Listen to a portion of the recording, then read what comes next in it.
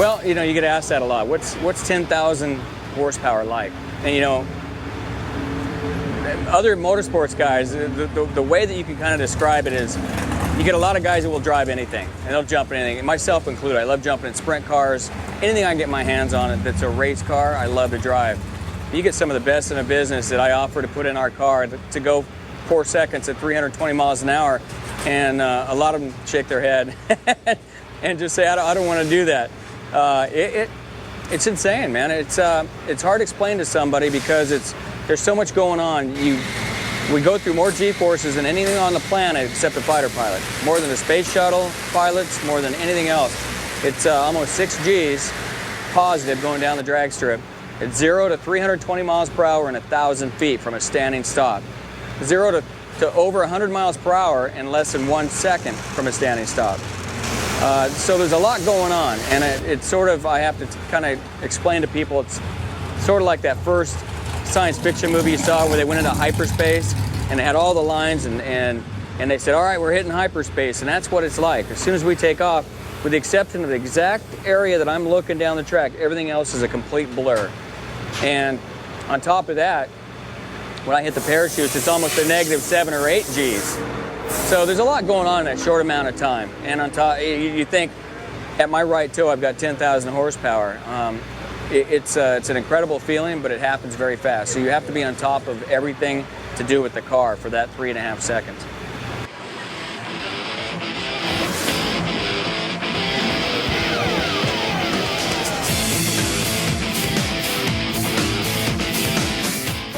Our season's good. We lost the heartbreaker in 2012, lost the championship by 2 points, and it came down to myself and my teammate, and we battled back and forth. And we have what's called the countdown to the championship, and it's much like the chase in NASCAR or playoffs. And it's the last 6 races of the season. Everything is reset in the top 10. They take the top 10, they reset them. So really, going into it, if you're number 10, you still got a shot at a championship when they reset the points. And you battle it for 6 races. It's a 6-race shootout for a playoff, and the winner is declared the champion.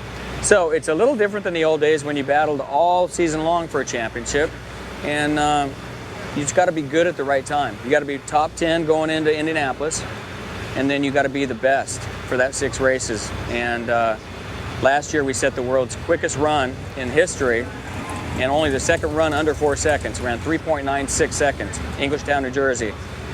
This weekend, the conditions here on Friday night could see those same type of conditions. So we're looking to maybe better that, and there's a lot of other teams can as well. So season's good up to this point. I think we're 4th in the points now.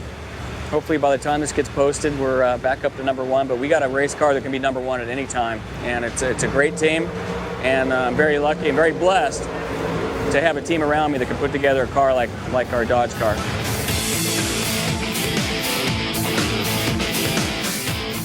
You know, coming to New Hampshire has been a long time coming. I've never been here. Only guys like John Force and some of the guys that have been out here for a while have match raced here a long time ago. It's a small track that after this weekend, I guarantee we'll be back and they'll have a bigger parking lot, bigger tower, bigger everything. Because this weekend I can already tell that the traffic's out both sides. The grandstands had to be extended for reserve seating, which is all good. It's a great racetrack. The surface itself is concrete. The whole track is a concrete surface, so that is good for us, especially when the heat comes, because the track may heat up, but if you have asphalt, as a lot of iRacing people know, the difference between getting on asphalt and concrete is huge, and the concrete will uphold the heat better. And when you're talking about 10,000 horsepower and trying to plant those Goodyear tires on the ground for 4 seconds and not lose traction, concrete's important.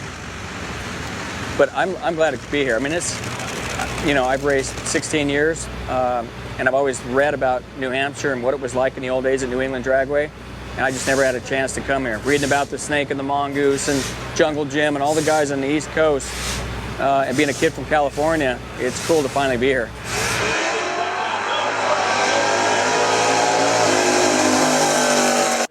Yeah, the difference, with our cars, especially compared to other motorsports, is the unbelievable G-forces we get, positive and negative.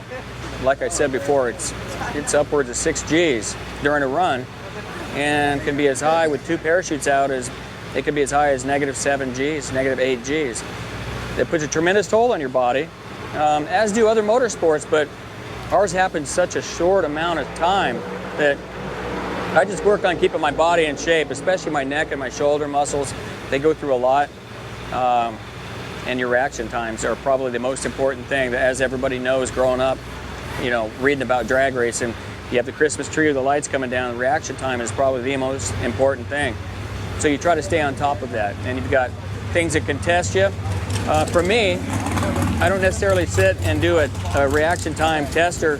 For me, I work on hand-eye coordination, and the best thing I have found is simulation racing and iRacing. That's why I was so excited about when it came out, the chance to get in a Formula One car, which on a track that the car is moving around, there's no better tool to be able to work on your hand-eye coordination, listening to the car, feeling the car, having your hands do what they're supposed to do, split second.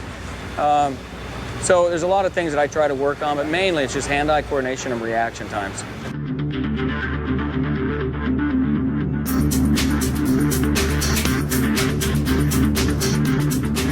My sim's not, it doesn't move, it's not extravagant. It's actually a seat setup that I actually bought used off of a guy that lived up in Los Angeles, and I'd been doing simulation back when they first came out with the IndyCar game. So when Dave, I knew after playing the Grand Prix Legends game, I mean that was the game of all games. For me, an upgrade was a nice setup that was a nice seat with a nice steering wheel and as good a monitor as I could afford at the time. And now you see these ones that move around and stuff, and that's not what I have at home. I've got a nice, simple setup, but it does the job for me. And I can adjust my seat, and the best part is I can adjust it so when people come over and we'll have a party at the house, or people to visit, or friends just come over, I mean, they gravitate right out into that thing, and I'll put them on with maybe a cup car at a nice, easy track. And then as they get more and more cocky, I'll move them into other vehicles. But for me, when I get in iRacing, one of my favorites is the Silver Crown car on a fast, high-banked oval. I just love the twitchiness of the car and having to feel the seat of your pants and feel the car and listen to the car. And it's one of the most exciting. You find yourself holding your breath a lot of times, lap to lap, and sometimes going down the straightaway going, breathe, breathe. And that's probably what it's like in real person racing those cars, but it's fun getting a bunch of guys together and getting on there or getting into a race. And I'm more of an open wheel guy, so I love the open wheel stuff. But it's a big part of my life. When I go home, there's always time. There's family time, but there's iRacing time. And it's got to be, my wife knows I got to get on there and I got to get that out of my system, because if I don't, I'm going to be a grump. Yeah, the Pro Race of Champions for me, it's sort of, I circle it on my calendar because it's a big deal to me, and it's something I want to make sure that I'm around when the announcement's made of when it is and you get the invite. To me, it's sort of like getting invited to the Prelude to the Dream, which is a race I've raced with Tony Stewart and all those guys for several years. It's just something I look forward to. You get to kind of test yourself with some of the best drivers in the world, and I know a lot of them spend a lot more time than I do on it. I know a lot of them probably have better setups than I do. But it's still the fact that I'm racing with some of the best racers and from different types of auto racing. And the biggest thing is guys always give me crap when we're in there, jokingly, because it's a tight-fit fraternity of race car drivers. No matter what you drive, it's still a fraternity. But I'm always getting jabbed no matter what kind of racing I go do. The only thing I know how to do is go straight. So it's funny how, I get in there, but man, it's like, I tell the family, don't bug me. It's just as serious. You can't come ask me questions on it. I can't pause it. And, I get ready for this thing. It's like a serious race for me. So I had a pretty good time. I just try to finish. I know I'm not going to win, but I still have a blast. And just, it's really funny because you'll find yourself after the race is like, woo! Like you're kind of shaking, like, man, or maybe in the middle of a caution or something, and you're like, so it gets exciting.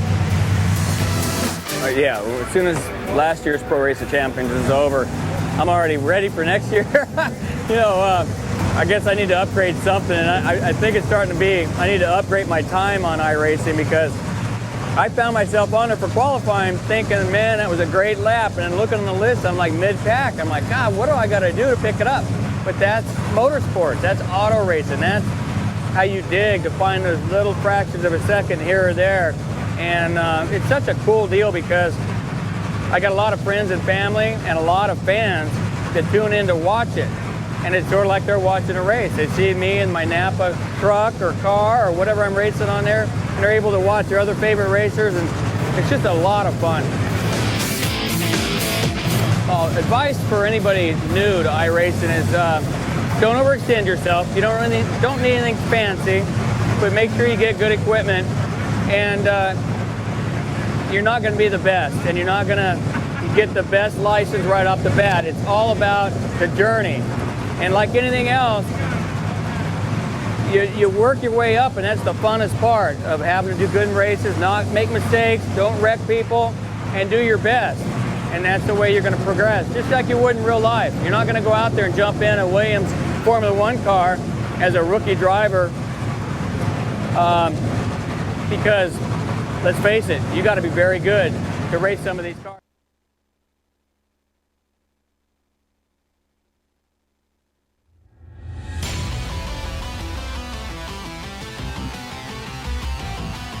The NASCAR Peak Antifreeze.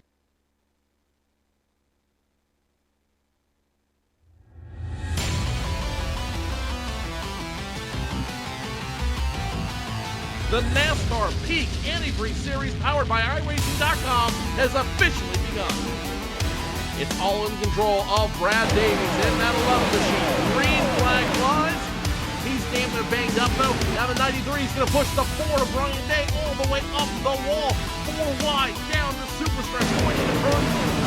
And now the 93-39, the 3 machine goes around. Big trouble in the back. It's going to be the race for the win up front. Look behind him. They're 3 and 4 wide, trying to make a push to the front as the field gains speed in turn number 1. Kenny Humphrey, if he can rip it back to the start-finish line, will win here at Daytona. 7 laps to go. Oh, As you love it. here we go. You love it. The 0-1 gets around. The 5 gets around. Big choke.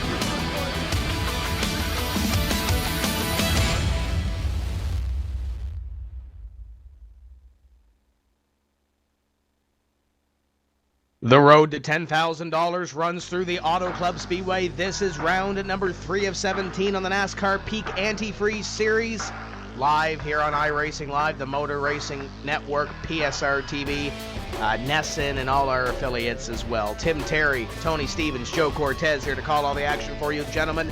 The first time we hit the virtual Fontana, California racetrack. The last week or so, it's provided some great lead-up racing with the NASCAR iRacing series. I think we're in for a great show tonight, Tony. I think you're exactly right, Tim. This racetrack has become one of these racetracks that you really don't know what to expect and what's going to happen. When the track was first built and first paved, it didn't have a lot of fans, but as the asphalt's worn, and of course the virtual racetrack has been modeled after this worn asphalt, it's created one heck of a show. Joe, you've got all the room in the world you want to use anywhere on this racetrack at speeds in excess of 200 miles an hour. In a way, it's almost like short tracking at 3 times the speed. It's going to be fun tonight. This is definitely going to be a race for the ages. It's the first time we've seen the NASCAR Peak Antifreeze Series powered by iRacing and Auto Club Speedway, and every time iRacing adds a new track, a new circuit to the service, it only gets better. The model gets better, the way these guys approach it gets better, and you're going to see some really fun racing tonight. These guys are going to go 2 wide. These guys are going to go 3 wide, and guess what? This track can handle it.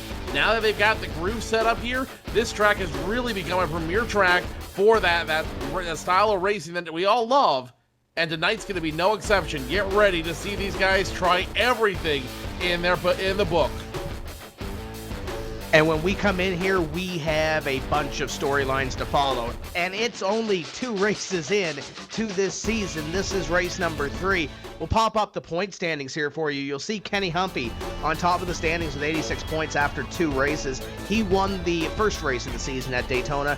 Thomas Lewandowski has 2 top 5 finishes. He's currently second in the standings. Brandon Cattell, Jake Sturgis, and Chad Lawton, your top 5. They're on back and you see some of the notable names. We'll cover those. Ray Alfala is 20th in the point standings. Chris Overland, your Pro Series champion, is 16th in the standings. Those are the guys that are inside the top 20 right now, Tony. You got guys like Brian Schoenberg, Tyler Hudson, and Kevin King, 21st, 22nd, 23rd. Yes, it is early. Yes, they're only 2 points or 3 points out of 20th place. 20th place, of course, locks yourself into this series for the 2015 season. But then you have guys like Nick Ottinger, Alex Warren, Rich Doucette, Justin Bolton, a Pro Series winner earlier in 2013. You look back on through the list, you have Brad Davies in 36th, Adam Gilliland in 37th. PJ Sturgis has run 2 races this season. He has as many points as he does races, which means he has finished 43rd in both races to start off this season. There are some notable names that really need to pick it up, and we'll add one more little wrinkle into this per se, Tony. Leading up to this race, Brandon Cattell was on Cody Bias Racing with Adam Gilliland and the crew. Cattell left about a week ago from that team. It depends who you ask, whether left, let go, whatever the case may be. There's some bad blood between those two. One of the races at the Auto Club Speedway for the NASCAR iRacing Series last week, there was some shots fired between both of those teams. It ended up in a couple of wrecks in that race and a couple of, I guess, bent-up pride and bent-up virtual race cars. With Cattell running 3rd in the standings, Tony, I asked Adam Gilliland, I said, is it over? He said it's over if Brandon wants it to be over. And that's always kind of interesting when you hear drivers address a rivalry or a budding rivalry or disagreement like that, because it really makes you wonder who has the bad blood where. And nonetheless, those two starting fairly close to each other. Let's see, Brandon Cattell starts 5th, Adam Gilliland starts 7th, and Cody Bias starts 10th. Yeah, maybe we might see some fireworks before things are said and done. So that's one of the big stories as well, Tim, but also you talked about somebody like PJ Sturgis and some of those other drivers throughout the standings that haven't had the start they would so desire for the year. And guess what? iRacing announced a brand new, well, I shouldn't say brand new, an adjusted drop system this week. Joe, it's really pretty simple. Your drop has to come in the first 12, 13 weeks of the season. You can no longer use, say, your last or next to last race. It has to be used in the first 3 quarters of the year. And the only reason they do that is to help simplify the points picture coming into the final races. I think it's a good move for that very reason. We don't have to sit here and do multiple math equations. We can worry about one equation that comes down to get to the pay dirt time. Well, not only that, Tony, but think about logically how that's going to change the complexion of racing for all these drivers out here. This is one of the few top-tier series that doesn't have a season finale. So by effectively making that cutoff point, adding that race 13 cutoff point for your drop, you effectively you've created a chase at the end of the season. You basically said, all right, wherever you're at in points, you now have the final 4 races of the season to put up or shut up. So not only does this create a much more simple application for everybody, not only does this create a much more simplified point system, but I think it also adds that chase style excitement to the end of the season that you're really going to see the cream of the crop either rise or fail, and there's going to be no in between for these guys. Yeah, I think you hit the nail on the head, Joe. It's a chase mentality minus the reset of the points. That first drop comes out of the first 13 races. Then those last 3 races, which let's call a spade, Darlington, Chicagoland, and Homestead Miami Speedway. Chicagoland, Homestead have those similar traits per se. Darlington is totally, completely, 100% different from the other 2. So all those 3 races count towards your championship. You cannot drop one of those 3 racetracks. When it comes down to it at the end of the season, that's what's going to matter. You got racetracks leading into that you could drop, like a Watkins Glen, like a New Hampshire, maybe a short track like a Dover or a Richmond. But those 3 races coming down to the end of it, you have to be on your game every single week. We saw it last year with Tyler Hudson making that comeback. Keep in mind, Ray Alfala, when he struggled last year, he struggled in those final 3 races of the season. If he were to do that this year, he wouldn't have been able to drop that single-digit finish that he had at the end of the season last year. Could it have played a little bit differently into the championship? Yeah, it might have dropped Ray a little bit deeper down in the standings when you look at it at the end of the season. So that's going to change everything. I know it's race 3, and we're talking about the final 3 races right now, but it's going to change a lot when we hit the end of the season. It could very well determine a different champion than it has been the first couple of seasons in this NASCAR Peak Antifreeze series powered by iRacing. We're approximately 3 minutes away from going racing. And speaking of the devil, look who's going to start on the pole of this race, Tony. Ray Alfalla, after having a couple of, I don't want to say off weeks, but a couple of maybe rough weeks. He's 20th in the standings. He really needs to get a shot in the arm. He's going to start poling this thing. Yeah. Ray who? Yeah, no longer. Ray Alfalla decided now is the time to turn the wick up a little bit. Race number 3, he's had enough time just kind of screwing around. And really, he hasn't had a bad couple of races. He's just had bad results, be it from bad luck, fuel mileage, pit strategy, whatever. Ray's been in the hunt, got taken out in an accident at Daytona, had issues at Vegas when we came down to fuel mileage and pit strategy.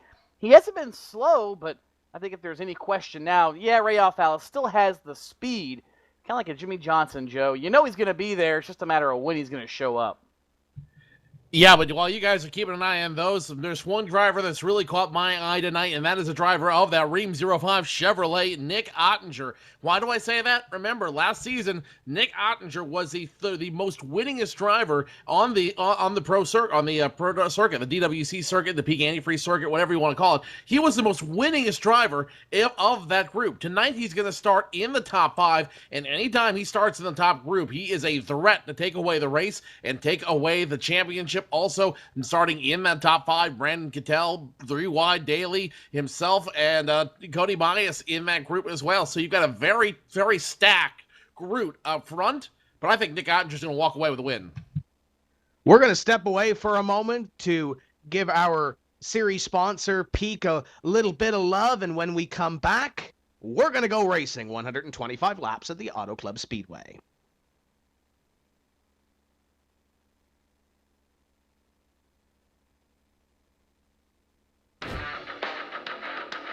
This is where it gets difficult. This is where your name's on the line, everything's on the line. You get that one chance to go out there and put down your best performance with the most amount of pressure.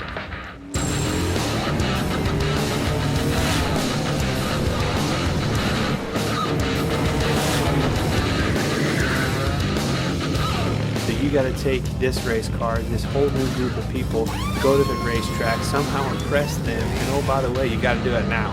It's now or never. The first thing that went through my mind was like, no way. Just be real important to try to figure out how to keep the tires under him and run a smart 150 laps. They might bump him around a little bit, but what doesn't kill you makes you stronger.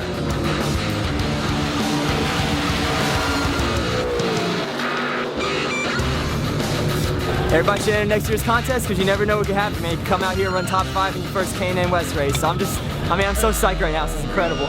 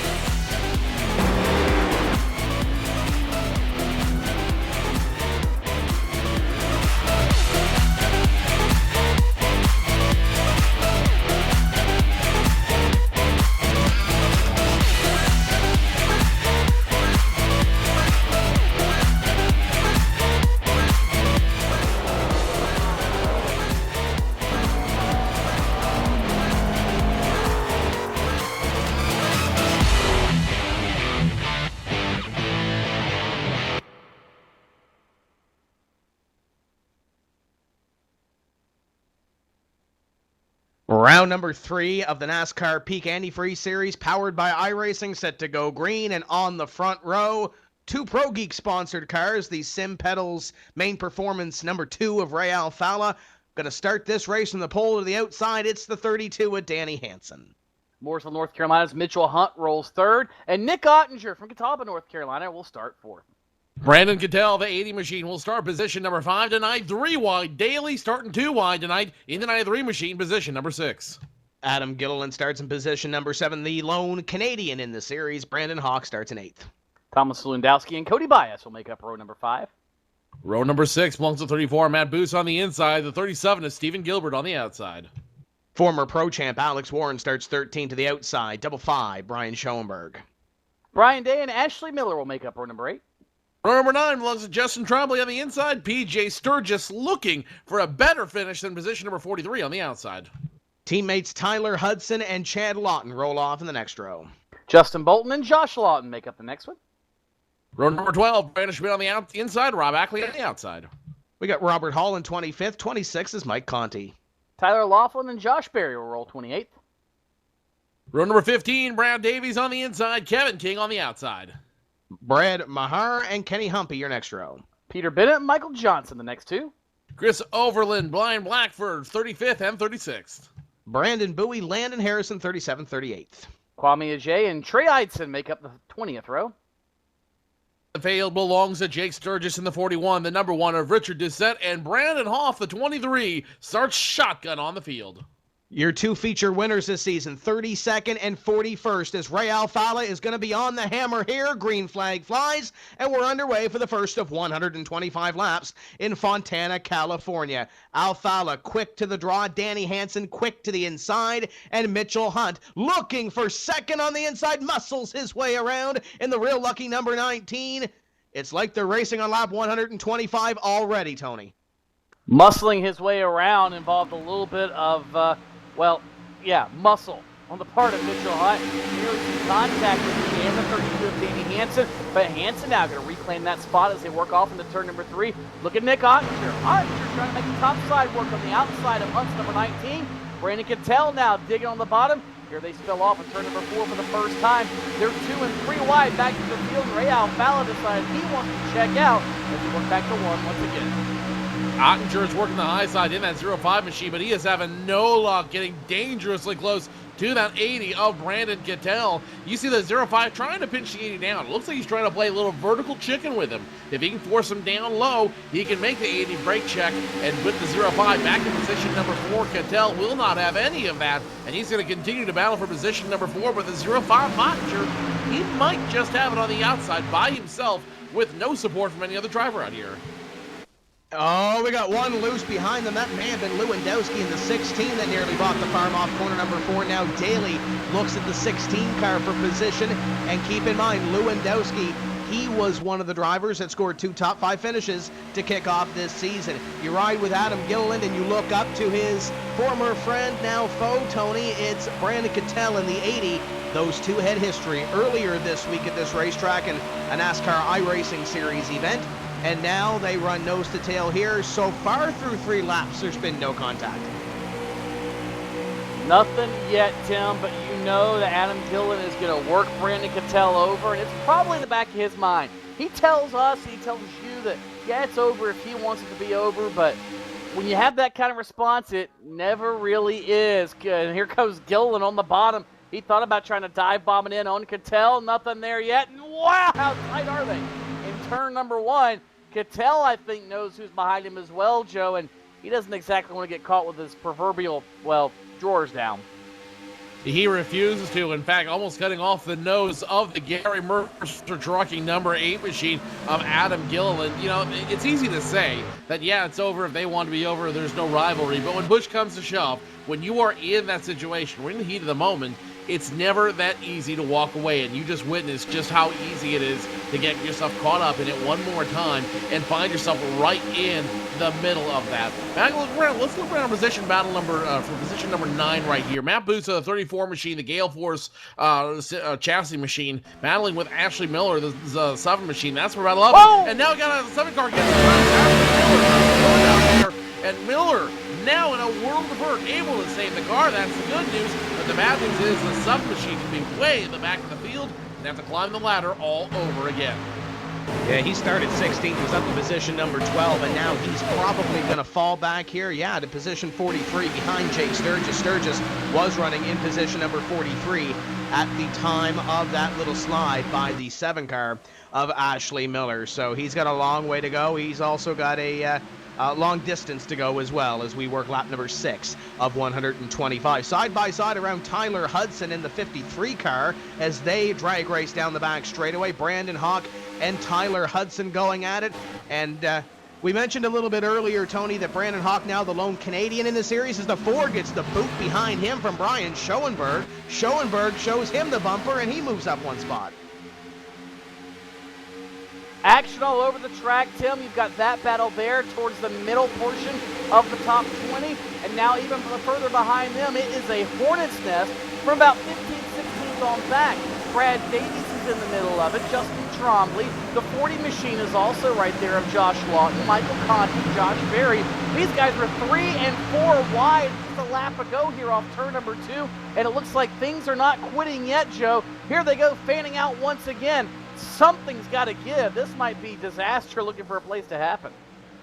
Tony, I don't think that Hornet's Nest really does it justice. Think about a pit of rabid wolverines. I think that more accurately describes what exactly we saw there just a moment ago. Back 1 lap ago, looking at turns 3 and 4, Kevin King got the big boot, got the chrome horn from the number 3 machine of Brandon Schmidt. Now, Schmidt's worked his way up through the field, and Kevin King's got a bent bumper on his back end as a result of that. 3, in fact, actually has some nose damage as a result of getting into the 29 of Kevin King.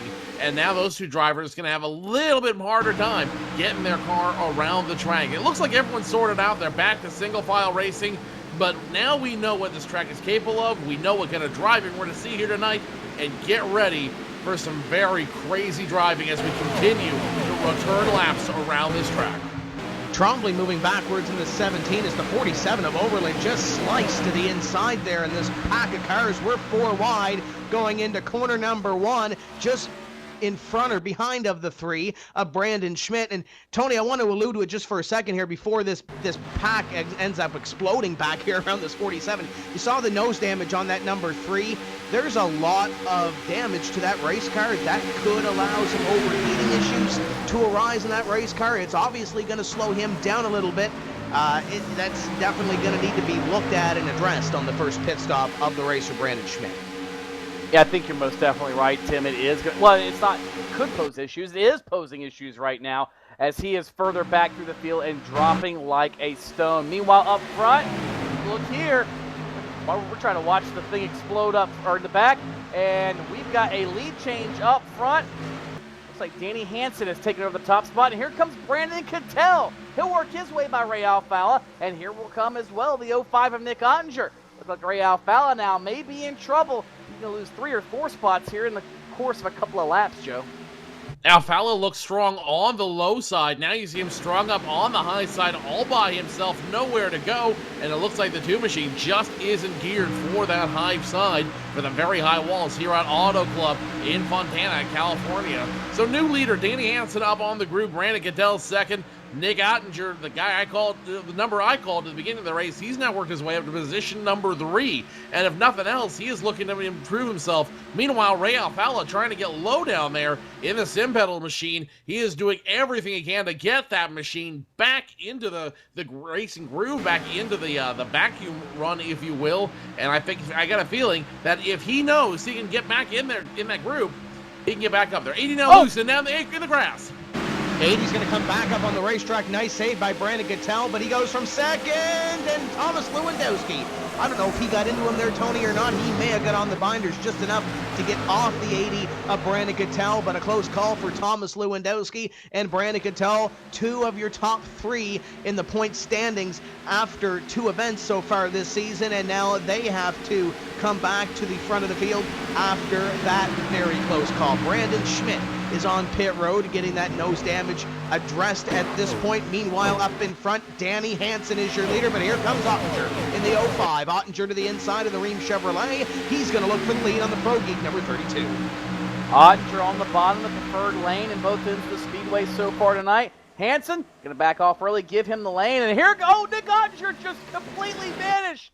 connection, electrical issues, only 0.5 of Nick Ottinger. Remember last season, he arguably lost a championship, Joe, based off that exact same thing, and now they're going to rear their ugly head once again. Ottinger will hold on to the point for the time being, but you know they had to give Danny Hansen, Mitchell Hunt, and the rest of the top runners a little bit of a heart attack for a moment, not knowing when or if or where that 05 car was going to come back.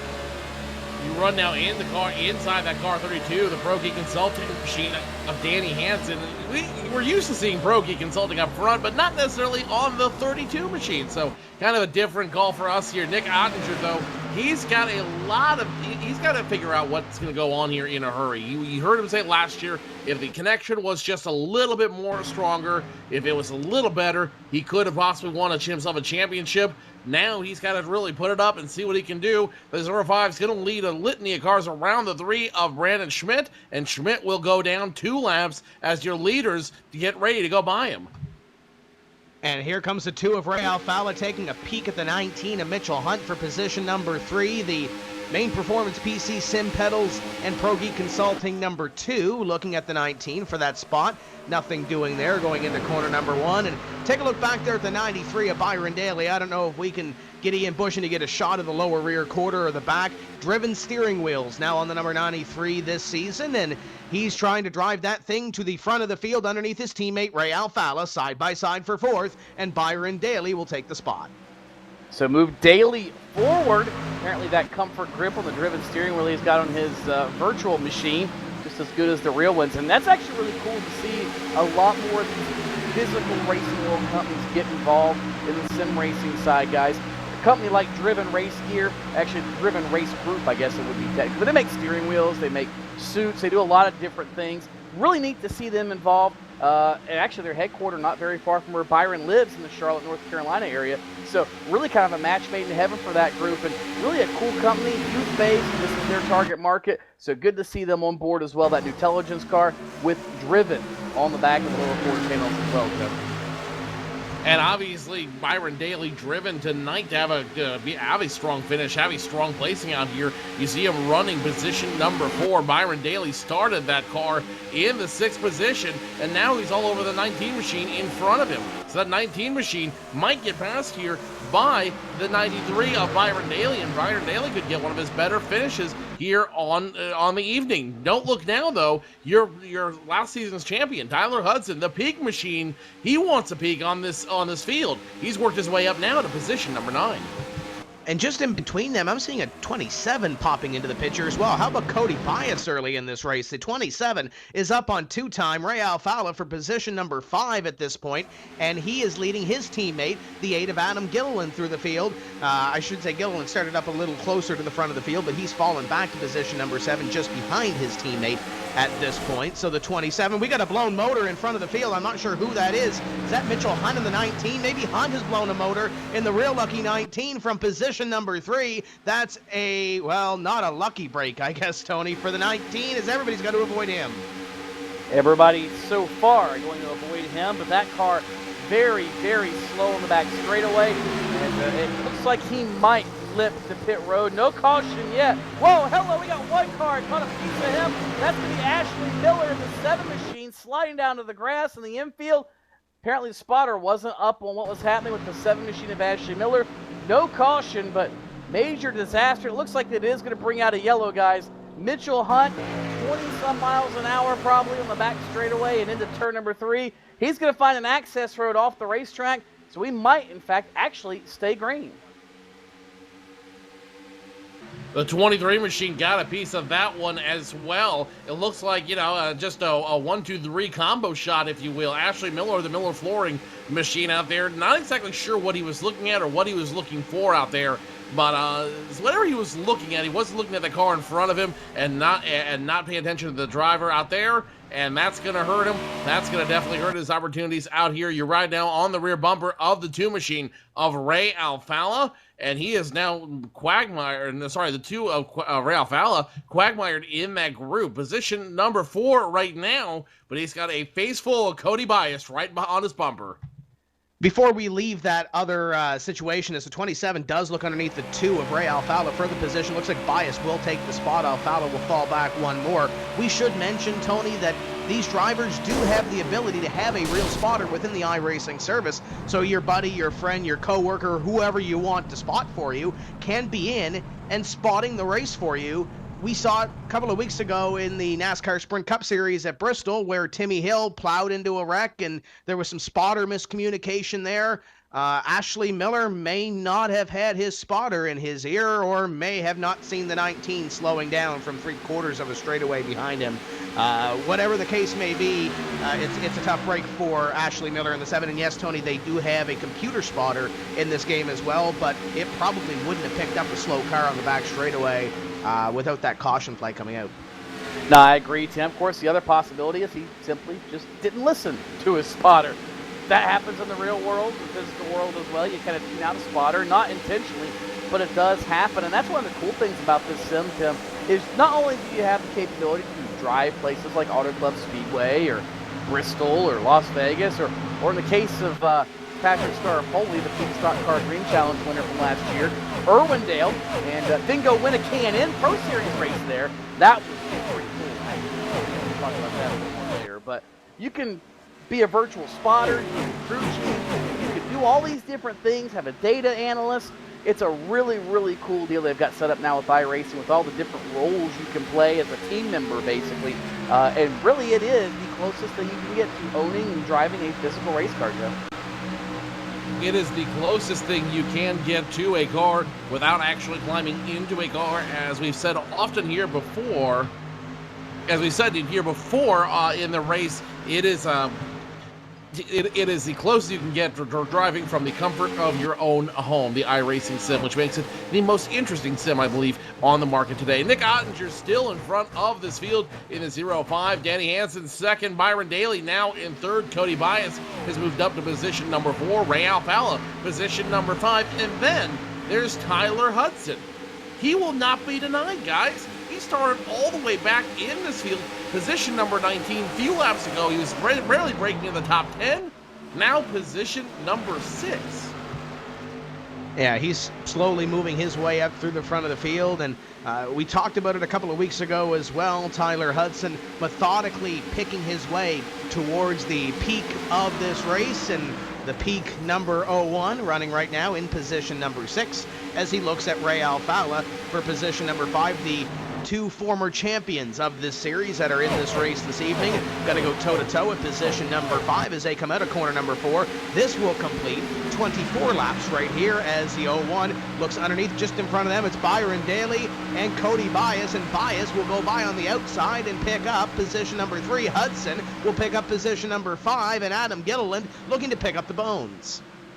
Lots of comers and goers over the course of this race so far, and that's something I like about the Auto Club Speedway, Tim. iRacing's done a great job of mimicking what they can with tire degradation and how these cars basically go away. And Joe, it's all about making sure you've got tire management skills, you got something left at the end of a run. Here we are, 20-25 laps, and there you saw Tyler Hudson on the gas just a little too much. Car kicks out sideways. It's all about driving here. Yes, a good setup helps, but if your driver is too heavy on the right foot, too erratic on the wheel, whatever the case is, you're going to go backwards. This now has become a true driver's racetrack, and I love those, Joe. They put on spectacular shows. Well, the cool thing about this track is you're absolutely right, Tony. You have to do the math backwards on this track. You are not going to win it lead-footing it all the way around. Just doing 200 miles from start to finish. Number one, you'll end up in the wall here. That's just how good the sim is. It'll tell you what you can do, and the car will react as real as it does. And number two, if you don't play it backwards, you will be going up against guys who are playing it backwards, who are figuring out when their pit window is, when they need to pit, how they need to conserve. There's just so many variables that are in each and every driver's controls and every team group's controls that they now have access to in this sim. And if you're not thinking that way, you are not going to be a champion in the online arm of NASCAR's sanctioned leagues. and just talked to Jordan Hightower, who is the crew chief of the 89 car at Landon Harrison. He said that they can go approximately 43 laps or so on the fuel here this evening. So if that is the case, Tony, we're going to go about another 15 laps or so, and then we're likely going to see drivers down on pit road as Tyler Hudson picks up one on Byron Daly to move him up to position number 4. And when I was talking to Jordan, he also said that the number 89 car is running like a beached Blue Jay right now, and it sits in position number 35. So if a beached Blue Jay drives like it should in position number 35 around Stephen Gilbert, PJ, and Jake Sturgis, Brandon Cattell is 1 lap down. I'm assuming that he may have come down pit road by the looks of it. And there's one of the surprises, Tony, of this season. Kevin King is running 34th right now. We're not used to saying that. No, we're not, especially at what is his home racetrack here at Auto Club Speedway in California. I know Kevin wanted a much better run than this, and you know, if we were 10 laps into the race, not a big deal. He's trying to pull a Tyler Hudson and drive through the field later in the run, but we're over halfway through a run, and Kevin King is, well, quite frankly, right now he's jumped, you know, and that's not good. Don't know what's happening over in Kevin King's shop, but they need to figure something out and figure something out fast. Do you panic after 3 races? I don't know if I'd say I'd panic, but Joe, if I'm the 29 bunch, I'm concerned because we've had 3 races and 3 races where a driver that normally is a star contender has been a non-factor. Well, I'm also going to say that Kevin King also has a little bit more pressure than a lot of other drivers here at Auto Club Speedway. In every iteration of every major race that's ever been run in sim racing, Kevin King has been a part of it. Does anybody remember the Golden Palace 400? A race that was won by, I don't know, some guy named Denny Hamlin several years ago. Kevin King was in that race. He was in the 2nd annual Golden Palace 400. He's in the 3rd annual Golden Palace 400. Kevin King, he is the guy that, I think if anybody out here, he's the one who has got the most pressure on himself to perform out here tonight, and I think it's starting to show out here. Now you're seeing the 58 machine of Kevin Humpy. He's out there running his heart out. Humpy is just past the number, just past Josh Berry in the 88 machine for position number 16, and he did it on the outside. Now Humpy's going to try to hold on to that position as he continues to run on the outside. Guys, we haven't seen a whole lot of outside passing. Can Humpy be one of the first that makes it work? Yeah, Barry looking to the inside here, trying to pick up that spot on Humpy, and he will do so. And that's the highest running driver from that team, Tony. Humpy, Rich Doucette, Kevin King, and Kenny Humpy, of those 3, is running 17th right now. Rich Doucette in the Tim's Corner Motorsports number 1 is running in 24th. And then you have Kevin King running back there outside the top 30 right now. Cause for concern? Yeah, maybe this Auto Club Speedway played a little bit of a wrench into their plans, because we saw how Humpy can run in the NASCAR iRacing Pro Series 1/2 of the season. The other races that he did not win, he had some sort of catastrophic issue that did not put him anywhere near the checkered flag near the front of the field. Oh, Tim, so Nick Ottinger just slapped the wall at turn number 4. It wasn't major contact, but Ottinger did in fact just make contact with the outside wall as he worked off turn number 4. So now he has got a whole lot of a bigger problem behind him as Danny Hansen continues just to do everything he can to get as close as we can to make that pass. The 05 has recovered, but Danny Hansen knows that Nick Ottinger is now vulnerable, and I think Danny Hansen is just going to sit there, bide his time, and wait to strike. You see him get close there. He can strike.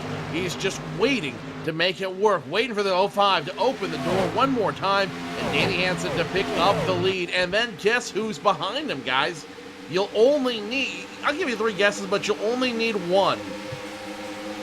Tyler Hudson, your points leader, now position number 3. Or not your points leader, but your last season's champion, now position number 3.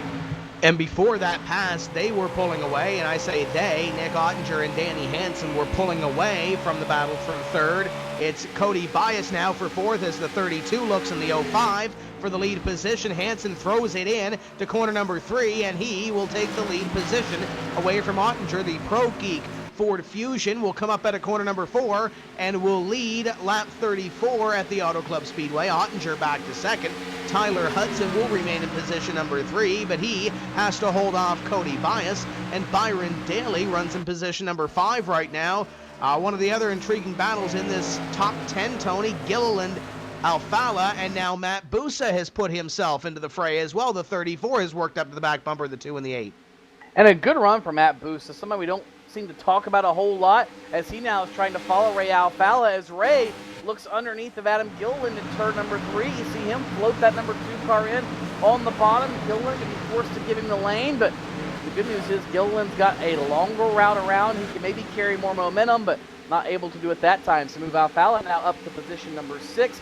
Busa going to follow him right through the door. He'll move up to 7, and Gilliland now dropping backwards throughout this field. And once again, more comers and goers, Joe.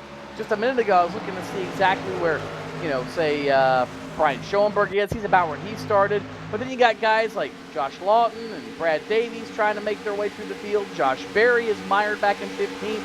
And you got guys like Hudson and Busa that are making their way forward. So this is fun to watch as this race unfolds. I don't think, like I said minutes ago, Joe, I never thought you'd see this type of racing at a track like Auto Club Speedway, but I'm so glad we do. This is great. A lot of great racing going on at every point in this track. No yellow flags yet either, which is great, which is kind of a cool thing to see out here, because you'd expect a brand new track to have a lot of different incidents, a lot of different stuff out there. So far, so good. There's 37 laps. Matt Busa in the 34 machine picks up position on the 6 of Ray Alfala. Now up front, the lead battle continues to heat up.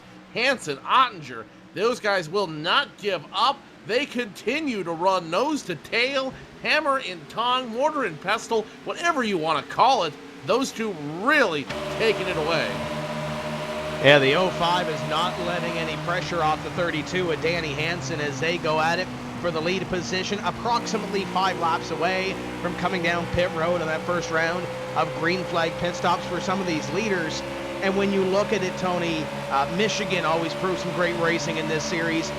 The sister track per se, only with a little more bumps down the back straightaway. This Auto Club Speedway providing some great racing so far as well, and some green racing at that as well. Coming up at corner number 4, there's now about a car length between the 32 and the 05 as Ottinger continues to chase Danny Hansen down, and he will be about a half car length behind as they come across the stripe.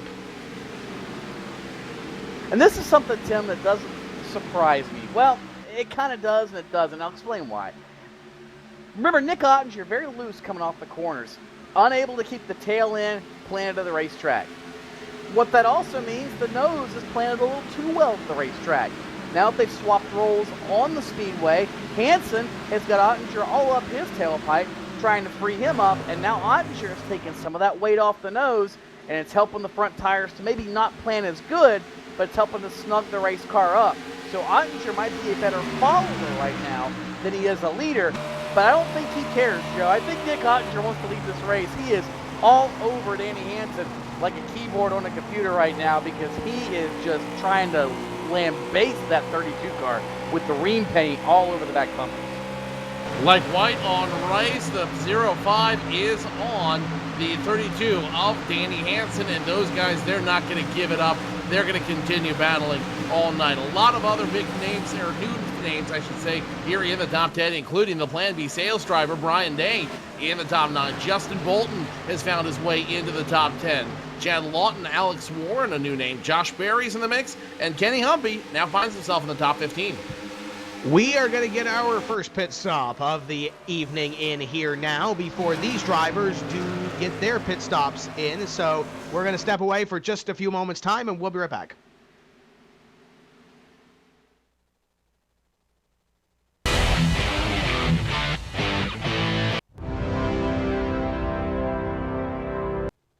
What's inside Peak Antifreeze? 65 years of experience in hot and cold protection. From an independent, family-owned business that's never been afraid to give you exactly what's right for your engine and your wallet. Peak. Run true.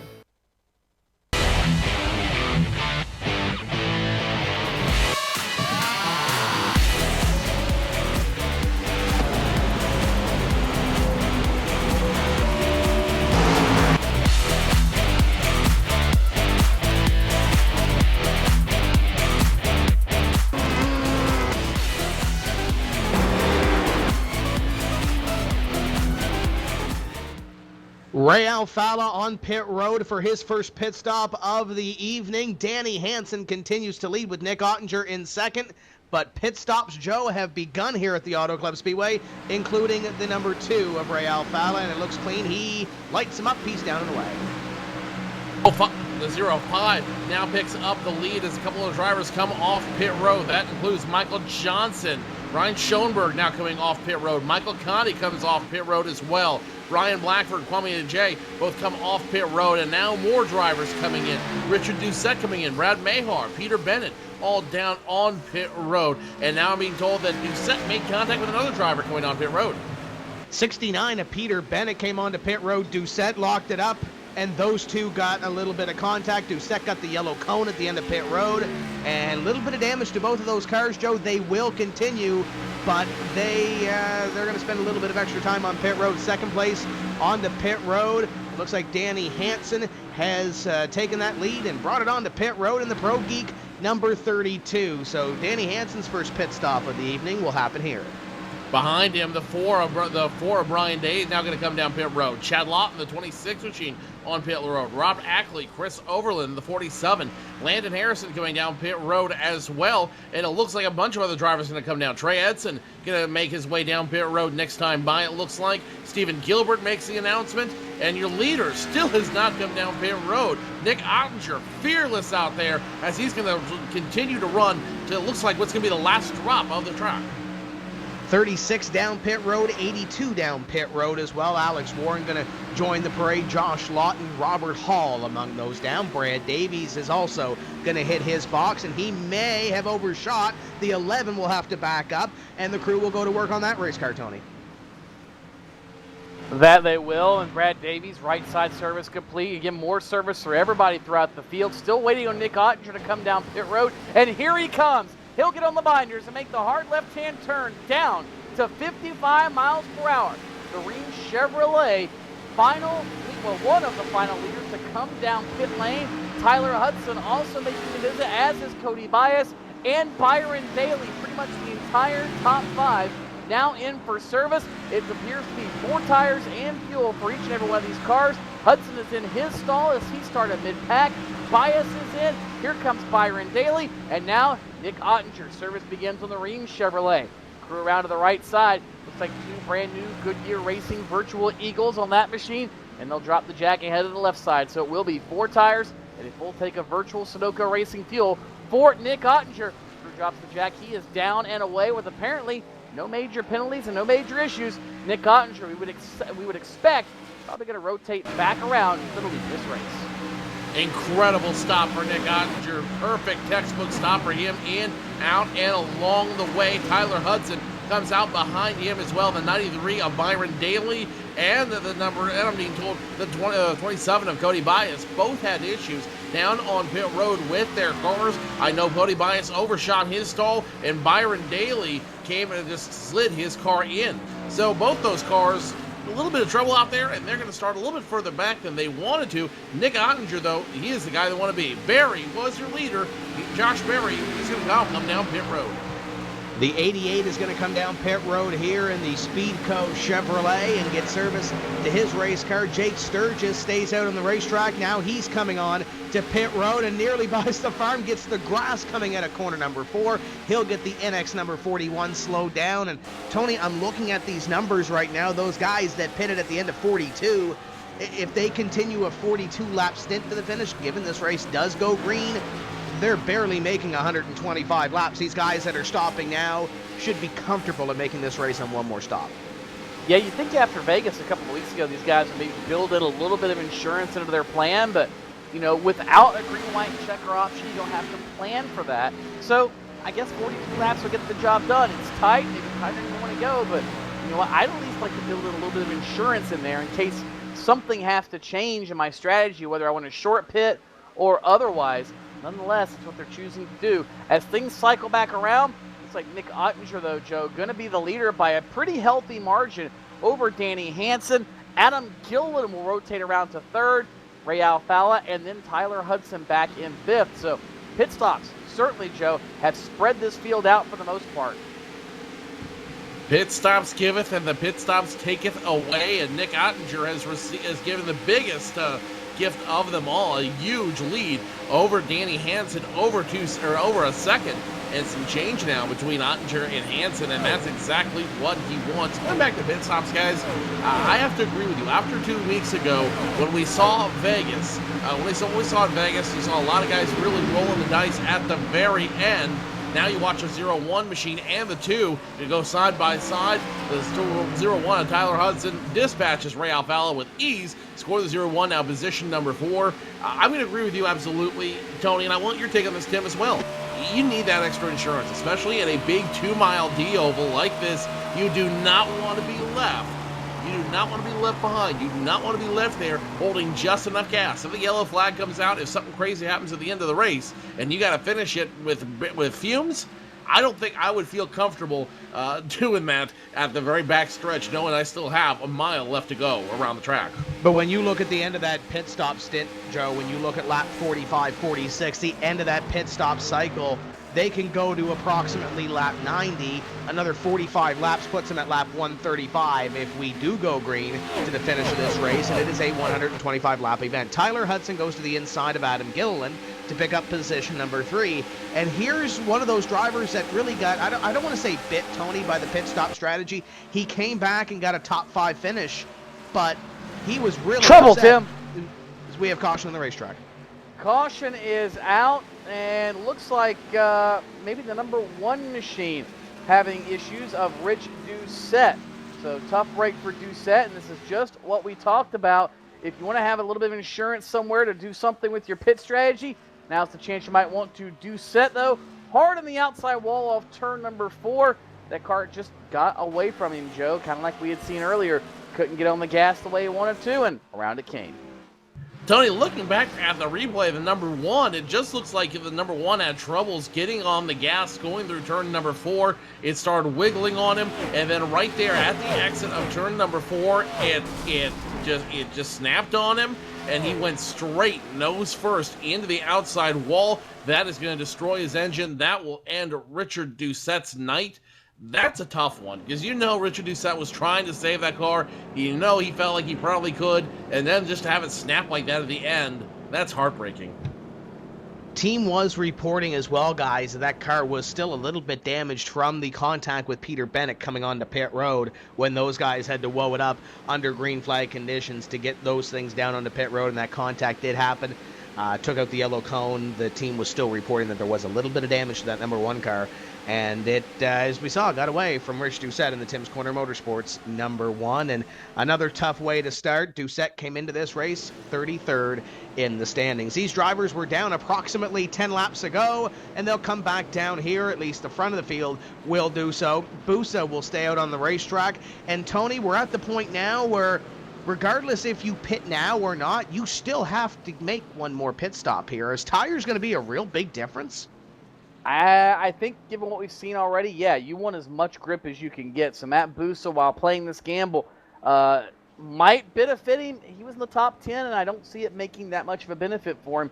I see it being more of a losing proposition, but we'll find out once we go back to green. Now, what we may see are some drivers decide to take 2 tires in this stop. It will be 4 for all your leaders, it looks like. Ottinger 4. Byron Daly's going to take the gamble. Crew Chief Frankie Kimmel makes the call. It'll be 2 tires on the Newtelligence 4 to Byron Daly. Adam Gilliland going to be the next one off pit road, followed by Danny Hansen. Then Nick Ottinger, Ray Alfalla, and Tyler Hudson. So a couple of drivers taking the gamble, Joe. And I think at this point, I like that gamble. You don't have a lot of time on those tires. Maybe just enough to where 2 tires can get you that track position you want. I don't know if I like Matt Busa's theory, though, of no tires. Yeah, again, we'll find out when we go back green, but I think Byron Daly, that might have been a pretty good call on Frankie's part atop the box to make things happen for the Newtelligence bunch. Well, if you're going to take that gamble, if you're going to take the risk, right now is the time to make that risk. Right now is the time to see, hey, can this be a viable operation at the end of the race? And if you're going to try that, if you're going to try to figure it out, do it now. Do it when there's less on the line, and don't do it on your last stop when 2 tires could potentially cost you the race, could potentially cost you a top 5, heck, could even cost you a top 15. We are going to step away and finish that break that we started before green flag pit stops, and we'll be back with some more green flag racing here from the Auto Club Speedway. Matt Busa is your leader. Don't go away.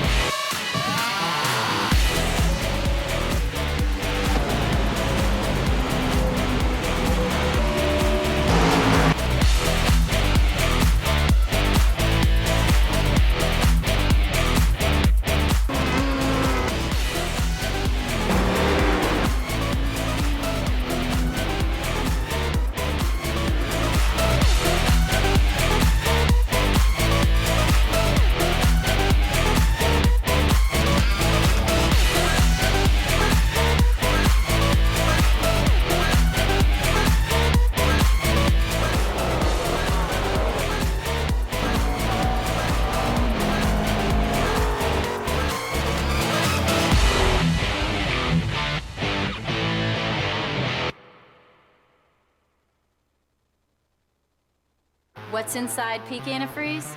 65 years of experience in hot and cold protection.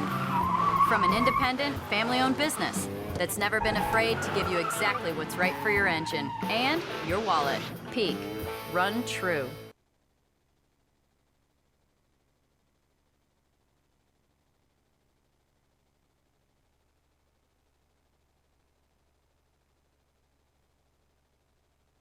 Welcome back to Auto Club Speedway and the NASCAR Peak Antifreeze Series. Still working caution number 1 of the evening. Matt Busa has chosen to stay on the racetrack. And after pit stops, Joe, it's a little different at the front of the field. Busa and Daly with 2 tires. Same with Adam Gilliland, Danny Hansen, and Nick Ottinger. And we're going to see, we're going to take a look on board here. It looks like from that accident, and things got a little crazy back there towards turn number 4. Things did definitely get a little crazy. You run on board with Steven Gilbert there, and you see him just barely get out of that, make sure he was able to escape from that, and keep that car running in the right direction. Steven Gilbert getting might be getting the close shave award of the race, but it's hard to say. 1 to go. They are double filed up. Matt Busa in front. Byron Daly, Danny Hansen, looks like Nick Ottinger, and Tyler Hudson going to be your top 5. And Tony, we talk about the season that Rich Doucette has had, and I don't want to be the sponsor that has to buy the virtual motor. Oh wait, it's Tim's Corner Motorsports on that car. We'll have to come back. Buying it anyway. Yeah, about that. I will have to come back in 2 weeks' time and see what we can do with that one. The next race, by the way, if you're looking for a programming note, 2 weeks' time from this evening, April 8th, at the Texas Motor Speedway, round number 4 of this series. And you want to talk about 3 distinct racetracks that we're visiting next.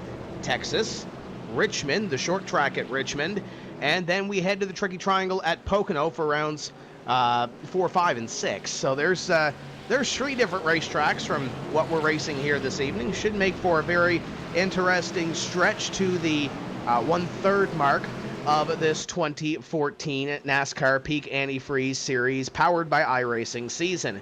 Matt Busa in the 34, set to put the hammer down here with Byron Daly to the outside. Pace car is off, and here we go. Look at Ottinger already looking to the inside before we even go green. 34 is on the hammer, and now the 8 and the 05. Keep a half eye on them on the outside line as they get trained on the outside. 32 with Danny Hansen to 3rd. And up front, look at Daly. Daly making a bid for the top spot to the inside in turn number 1. 3 wide. Daly doesn't need quite that much real estate on the inside. Oh, and here he goes. Here Daly losing off turn number 2. What a save by Byron Daly. Danny Hansen now will move to 2nd as they're 2 and 3 wide behind Hansen for the 3rd spot.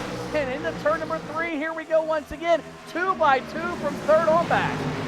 3 wide. Daly is going to make it. 3 wide. Now goes 2 wide. Josh Berry, Brandon Hoff around him. And that is going to be some very, very scary moments for all of those drivers. Good news is they're able to figure it out and they keep going the right way. But Byron Daly living up to his name out there, making it go 3 wide. Just got a little aggressive through the turn, able to get less aggressive here. And I think he's learned a very valuable lesson about those tires. Adam Gilliland now gets out of line way in the infield. He's going to get back in line, but it's going to cost him 4 positions at best. Yeah, the 8 of Adam Gilliland does the same thing Byron Daly does. Gets a little bit loose and slides down, and look who he's in front of. It's Byron Daly. Battle for the lead. Here comes the 32 of Danny Hansen to the inside of Matt Busa, and Busa will possibly lose the lead here to Danny Hansen in the 32. 34 fighting back.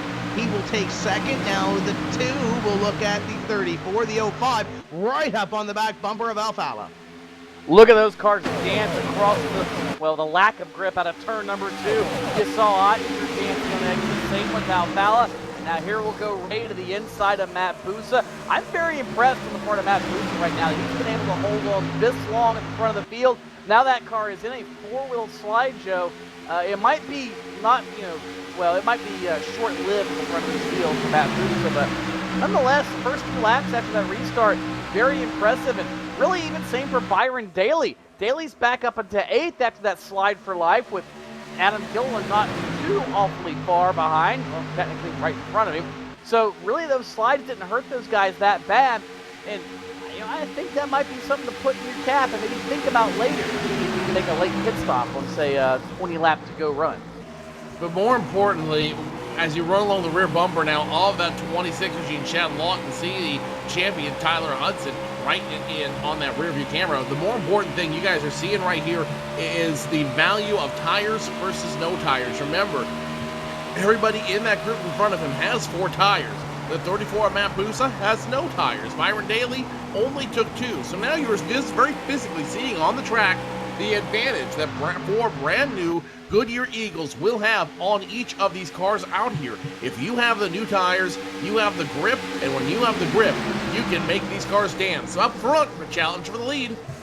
Yeah, here comes Alfala to the inside of Danny Hansen, and he will take the advantage. Now, where does Hansen fall? Because Ottinger is going to be there on the inside, and Chad Lawton is lurking in position number 4, as is Tyler Hudson. The 2 teammates looking at the 32 car for position number 3. And then you have Gilliland, you have Busa, and you have Daly back there as the 32 on the outside. 26 going to try to stick that nose underneath. But guys, keep in mind, we keep talking about Busa, we keep talking about Daly, we keep talking about those guys that are on the different tire strategies and guys that slipped. As Ottinger looks at the lead on the outside of the 2, almost some contact down the back straightaway for your leaders, and Ray Alfala lets them go, maybe a little too close for comfort for the former 2-time champion, as Ottinger going to go up to the lead position. But just to complete that point, those guys that are on those tire strategies that went for those slides, they were within the top 10 before they made those quote-unquote gambles, Tony, so they're about running where they were before that caution flag. So really nothing lost, and that's a good thing if you can gamble like that. Sure, you'd love the game, but as long as you don't lose, that's definitely a win. So as we said, something to put in your notebook and maybe think about as this race wears on. And here comes Adam Gilliland now, looking underneath of Danny Hansen. That's going to be a battle for the 5th spot. Daly right there in his bumper as well.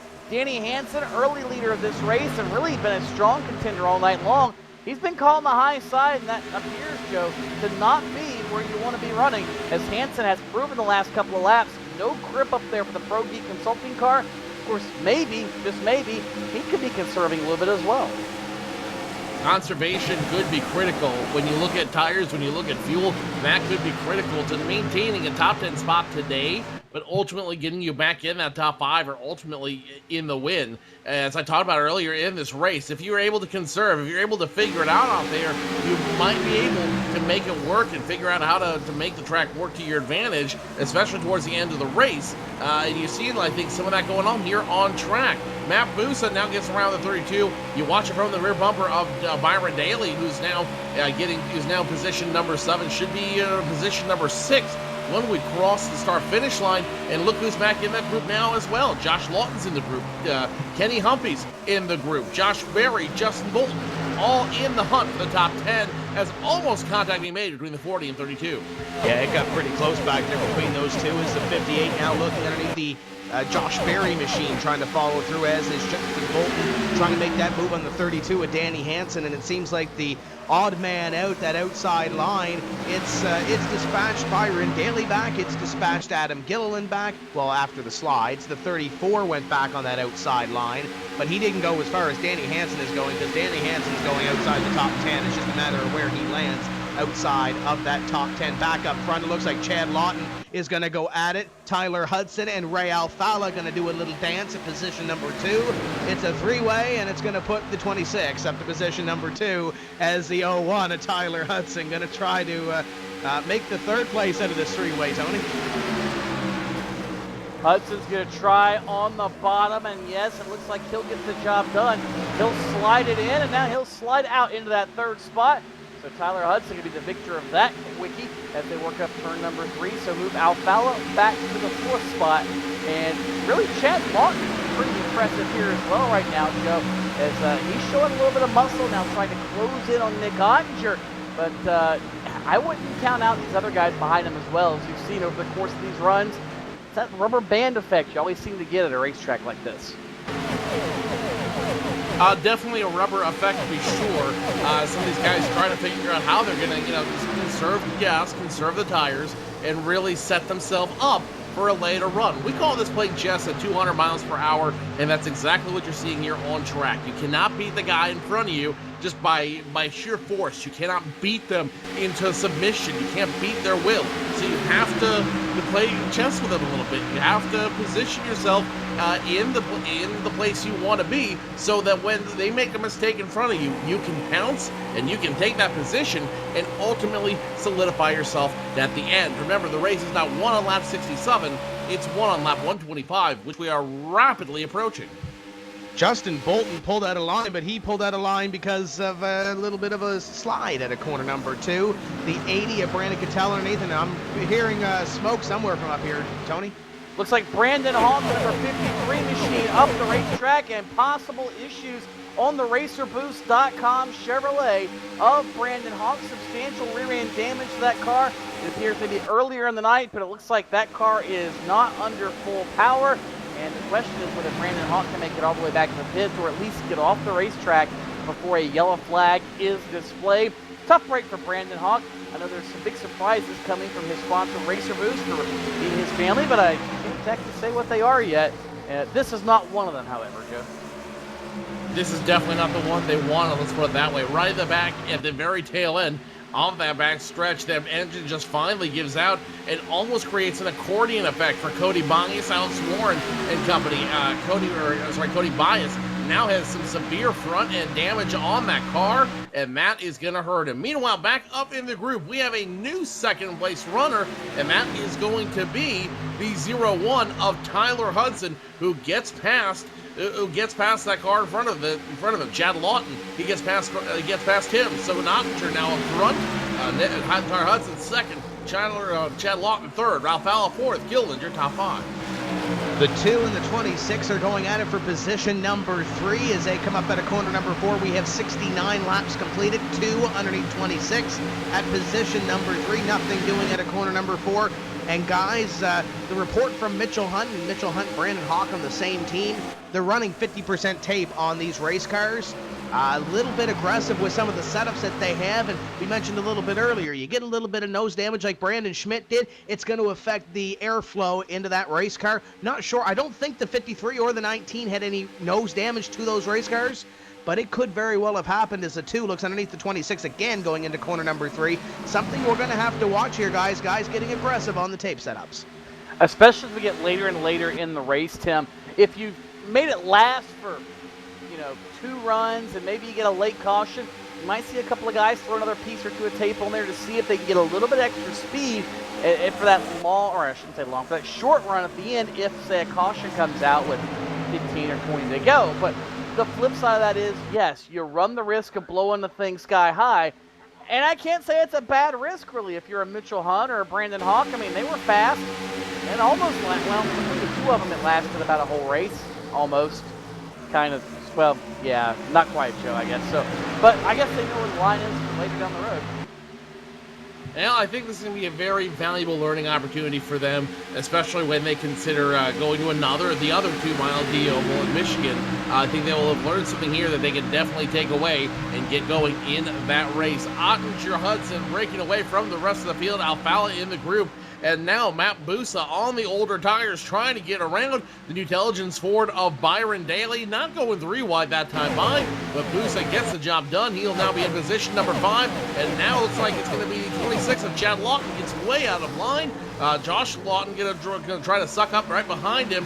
And now, as you're looking at the webcam now of Chad Lawton, he's going to have to settle for about position number 7. Hansen gets around him. He gets the assist. Chad gets the assist from Josh. Now Josh is going to block Kenny Humpy, and things are picking up here in the middle of the group.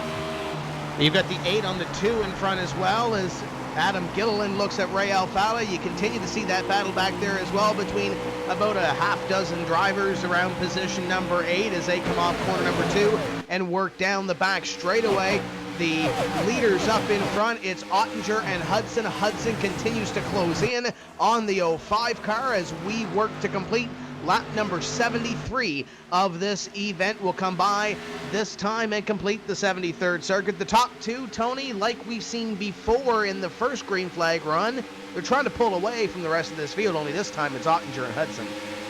Yeah, the names are different, but the result is, well, at least one of the names is different, but the result is the same. They're starting to distance themselves from the rest of this field with 50 laps to go here, just lap and a half away from that mark.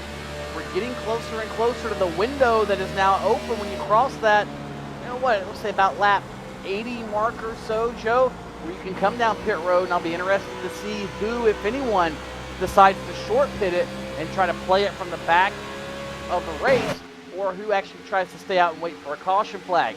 Only one so far. Of course, now we've jinxed that, I'm sure, but we've seen pit strategy win a race already this season. Why not 2 in a row?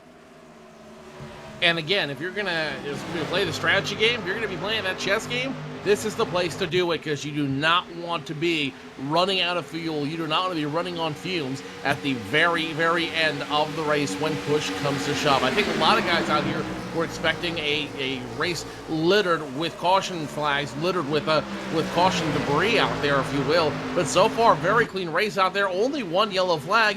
And I don't think anybody was really prepared for that. You're right in the bumper now of Matt Busa, 34 machine. He gets around Ray Alfala with ease. The 2-time champion drops to position number 4 in that 2 machine.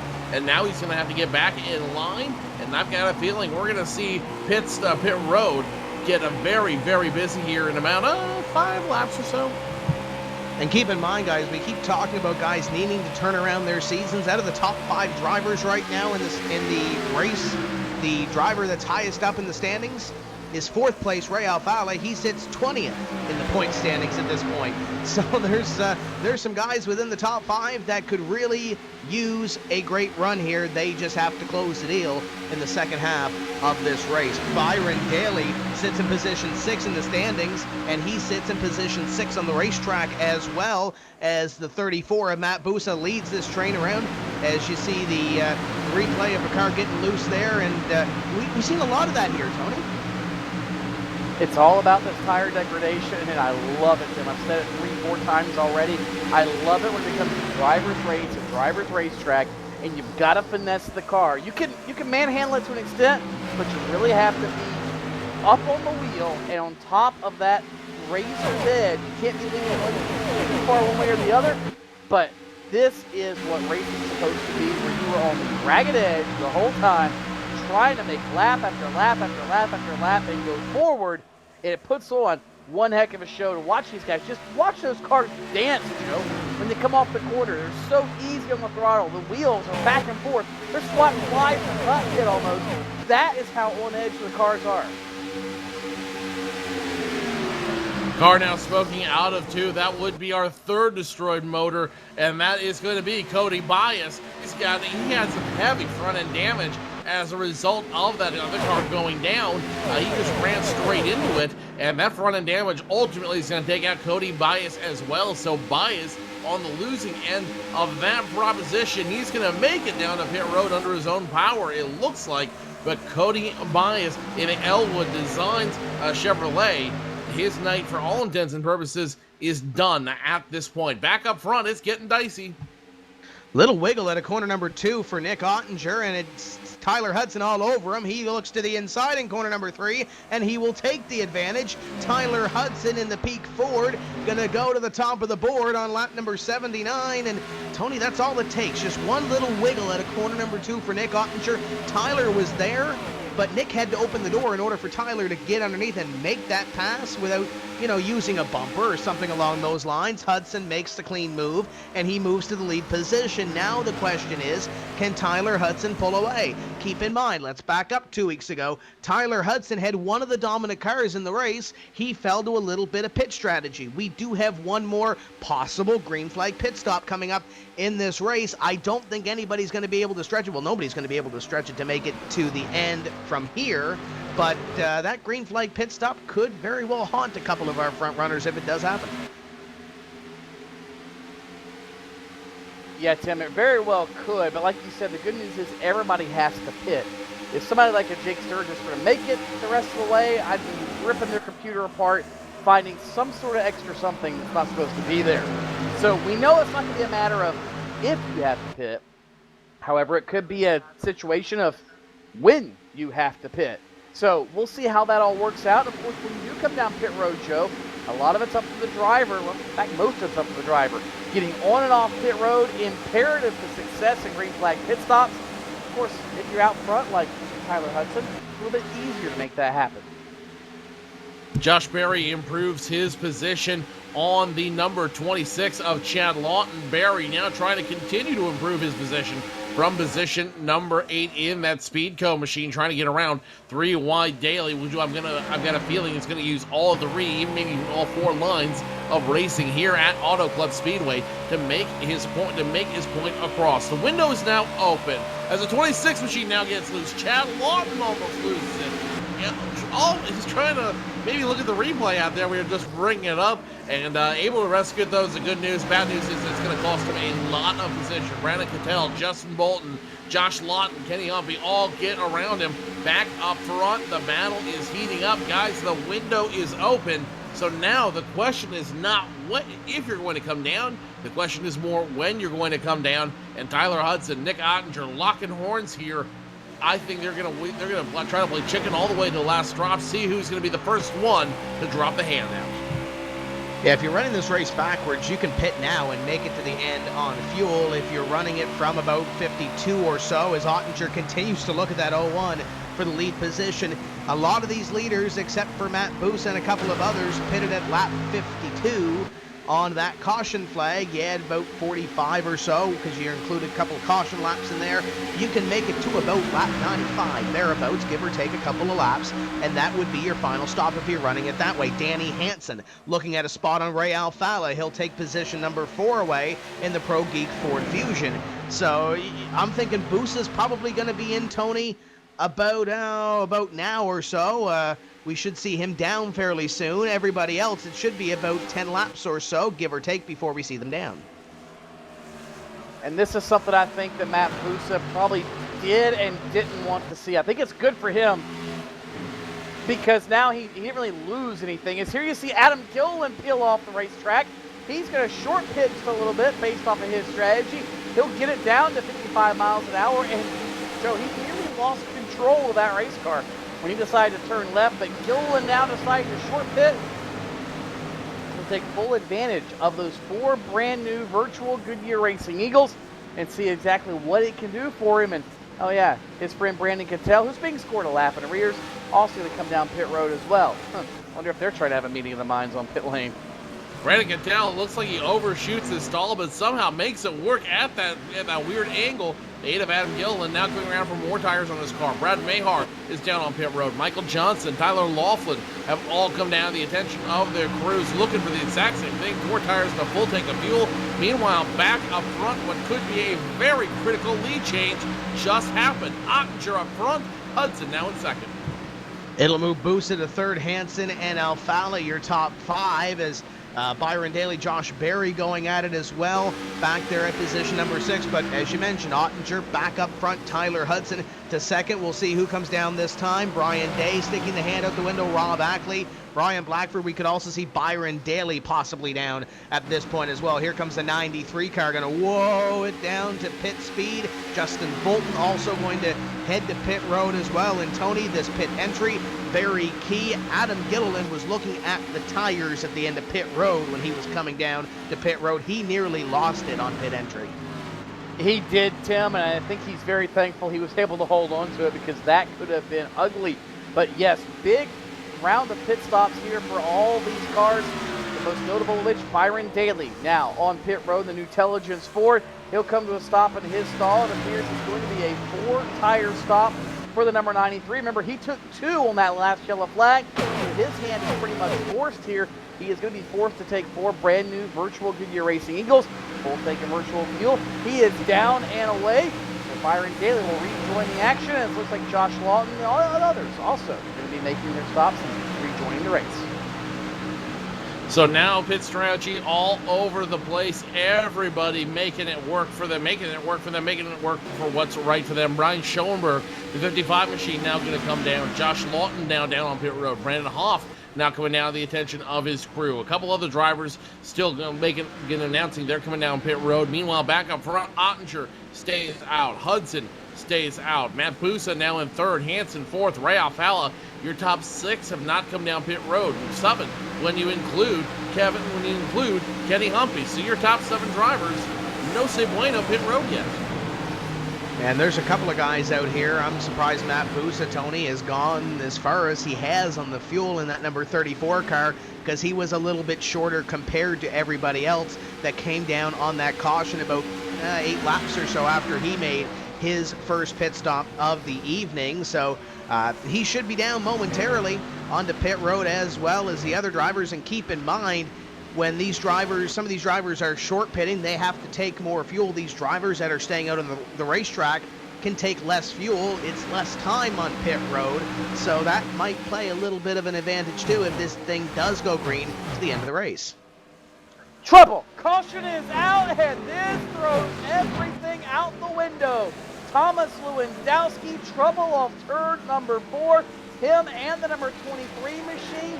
It looked like he and Rob Ackley also caught a piece of it. It actually occurred, Joe, when Lewandowski was trying to avoid the 23 car of Brandon Hoff, who had already been on pit road, and it almost looked like Hoff kind of had the car get out from under him. He was trying to save it. Lewandowski tried to pick a lane, and then Rob Ackley got into Lewandowski, and the two of them made contact, causing Lewandowski and Hoff then to spin. And if you're Byron Daly, if you're Adam Gilliland, oh my, that is not what you wanted to see, Joe. Oh, mama, that is going to change the complexion of this race. That is really going to change it all for all these guys out here. 10 cars will easily be out of sync now. And up front, what was a potentially a game changer for Nick Ottinger has just been neutralized. So it wasn't a changer for Tyler Hudson, has been neutralized. Guys, you look at those 2 drivers, they were betting on everybody else coming down pit road. They were betting on being the last 2 drivers down and having that huge advantage of everybody else to battle for first and second amongst themselves. Now, as a result of that caution flag, they are not going to have that liberty, and everything that you built up to this moment has just been thrown out the window. And a nice avoidance by Landon Harrison through that wreck as well, and Jordan Hightower calling in the adjustments for this pit stop to try to make him a little bit better on the racetrack as Landon Harrison runs in P12 right now. Your drivers that are on the lead lap are coming on to pit road, and Tony, these drivers, as long as everybody pits that's on the lead lap, it should give those drivers that are 1 lap down the opportunity to take the wave around on this caution flag, given that they all stay out on the racetrack and stay behind the pace car and in front of the leaders. Nick Ottinger in the 05 is going to come down to his box, and the crew will go to work on the Ream Chevrolet. Looks like it's going to be 4 tires and fuel for the Gale Force Racing bunch, as we would expect. So Nick Ottinger, routine service. Looks like he will be, well, he'll be one of the first ones off pit road. He'll be down and away ahead of, well, who is that? That's actually Kenny Humpy. Going to win the race off pit road. Ray Alfala and Tyler Hudson, the next pairing. did Kenny Humpy take 2 tires, Joe? I mean, that was a heck of a stop for the 58 bunch.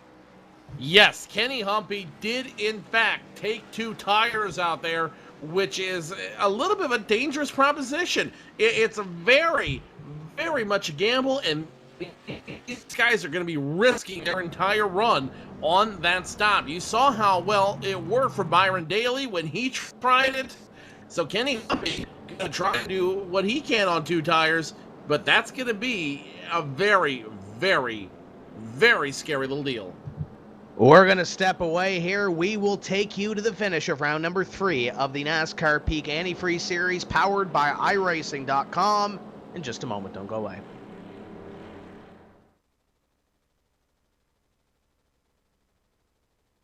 What's inside Peak Antifreeze?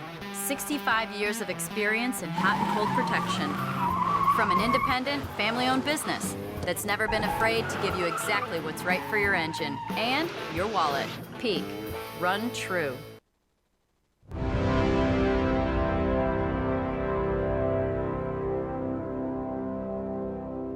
Race fans, it's time for those most famous words in motorsports. Drivers, start your engines!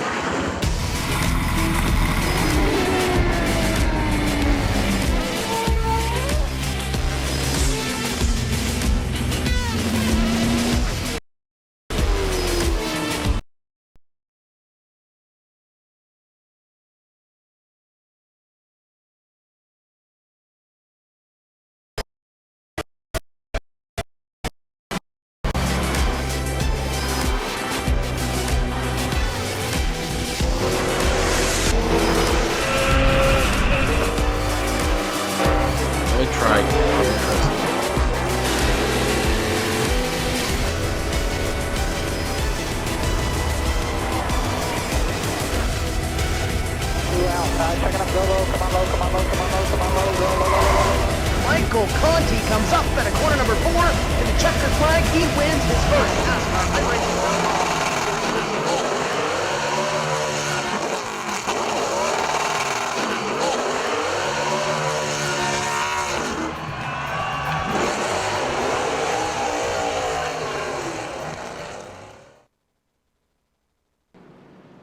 Welcome back to the Auto Club Speedway, Fontana, California. We are getting ready to go green in about a lap and a half. You will see a lot of drivers take the wave around here. We should have 18 of them taking the wave around, to be exact. It should put all 36 drivers that are on the racetrack right now on the lead lap of this event. So we will see all those drivers here pass the pace car right here. There they go. And they'll pass the pace car, and we'll be back to green flag racing in just a few moments' time. Kenny Humpy will lead this field, and Tony, all 36 that are on the racetrack will be on the lead lap. Bias, Hawk, Doucette, Conti, Hunt, Miller, and Trombley are all out of this race, 37th on back. So this really puts a new face on the race, Tim. Yes, every car on the speedway is on the lead lap, and you've got some guys now that, well, they were a lap down. They'll be coming through this field. I look at guys like, let's see, a Byron Daly, a Brandon Cattell, even Josh and Chad Lawton. Guys that have had fast cars, Joe, that are going to be committed now to trying to bonsai their way through this field. I mean, they are out of chances now. They're out of time. They've got to go. They can't be patient for much longer. And when you've run the top 5 and the top 10 all night long, and now you're 26th, you feel like you've got to go. You deserve that top 10 finish, and you'll do anything almost to get it. You don't have a choice at this point. It's going to be a 31-lap dash for the cash. Get ready to see some flashes of the good old days. Get ready to see some flashes of the Golden Palace 400 one more time again, guys. This is going to be vintage racing at its finest. Pace car is going to drop off here. 31 laps to go. The pit stops are done. And you look at all those drivers that are on that single lane. Ray Alfala goes down to the apron and blocks the 32 of Danny Hansen as we get going. And now the 01 and the 05 getting into it behind the leader. Boys, the gloves are off, and we've got 31 laps to go. The gloves are off and the sticks are almost flying on the front straightaway.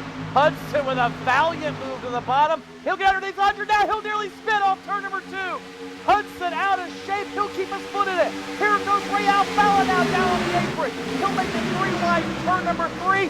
Somehow they'll escape unharmed. And look at Josh Berry to the outside. That Speedco Junior Motorsports car has come from nowhere, Joe. Here he is now into the wall in turn 4.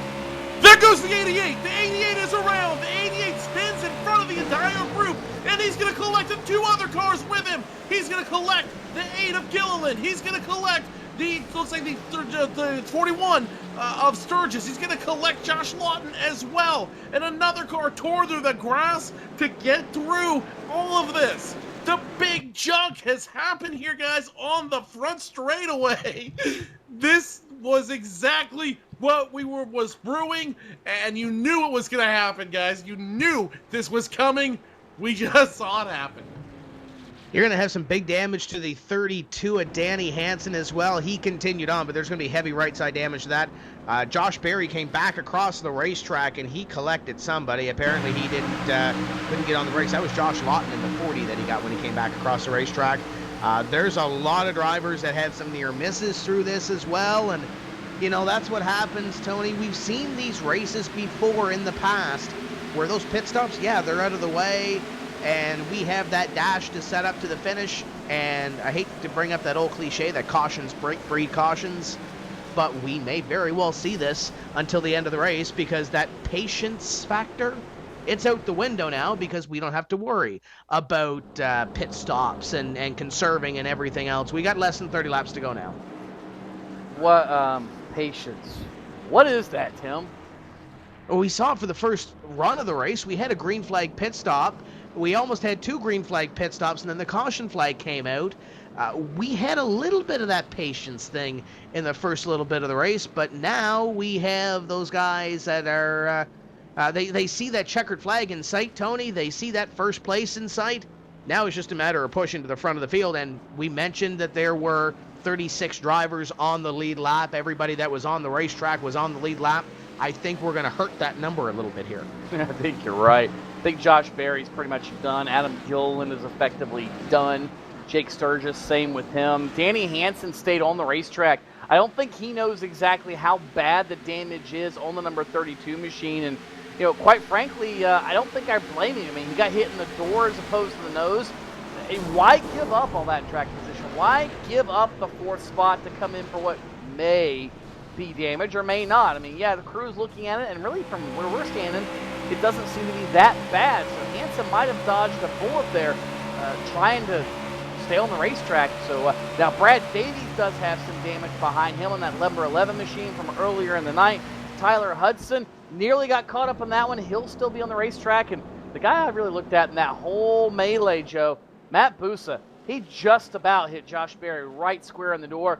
Great piece of driving on Matt Busa's part. He'll avoid any sort of damage to his machine, but I've got a feeling that's not the last incident of its kind we're going to see after the restart that we saw to open that one. The guy that I watched throughout that entire incident was driver of that number 57 machine, PJ Sturgis, and we'll see if we can have to get a replay on him. As soon as he saw the 88 spinning around, he said, I want nothing to do with this. So what does he do? He drives it straight through the Auto Club bell into the deep grass, able to get it back on track without any problems, and PJ Sturgis, as a result of that huge evasive maneuver, is looking at his potentially first top 10 for the season, which would be huge for him considering the first 2 races he finished 43rd in both of them. He's definitely not going to finish 43rd this evening. He's going to gain a few points at least from the 44th place in the standings that he was at the beginning of the evening. That 43rd place, it's not a trophy, but it's an honor, I guess, goes to Justin Trombley at this point. The 17 car is in the garage area, 87 laps off the pace of the leader. We mentioned the 88 car coming back out on the racetrack after he wrecked and got into the 40 of Josh Lawton. Lawton not happy. Lawton and Berry exchanging words within the racing server. And that's how it goes sometimes. Josh Lawton still on the racetrack.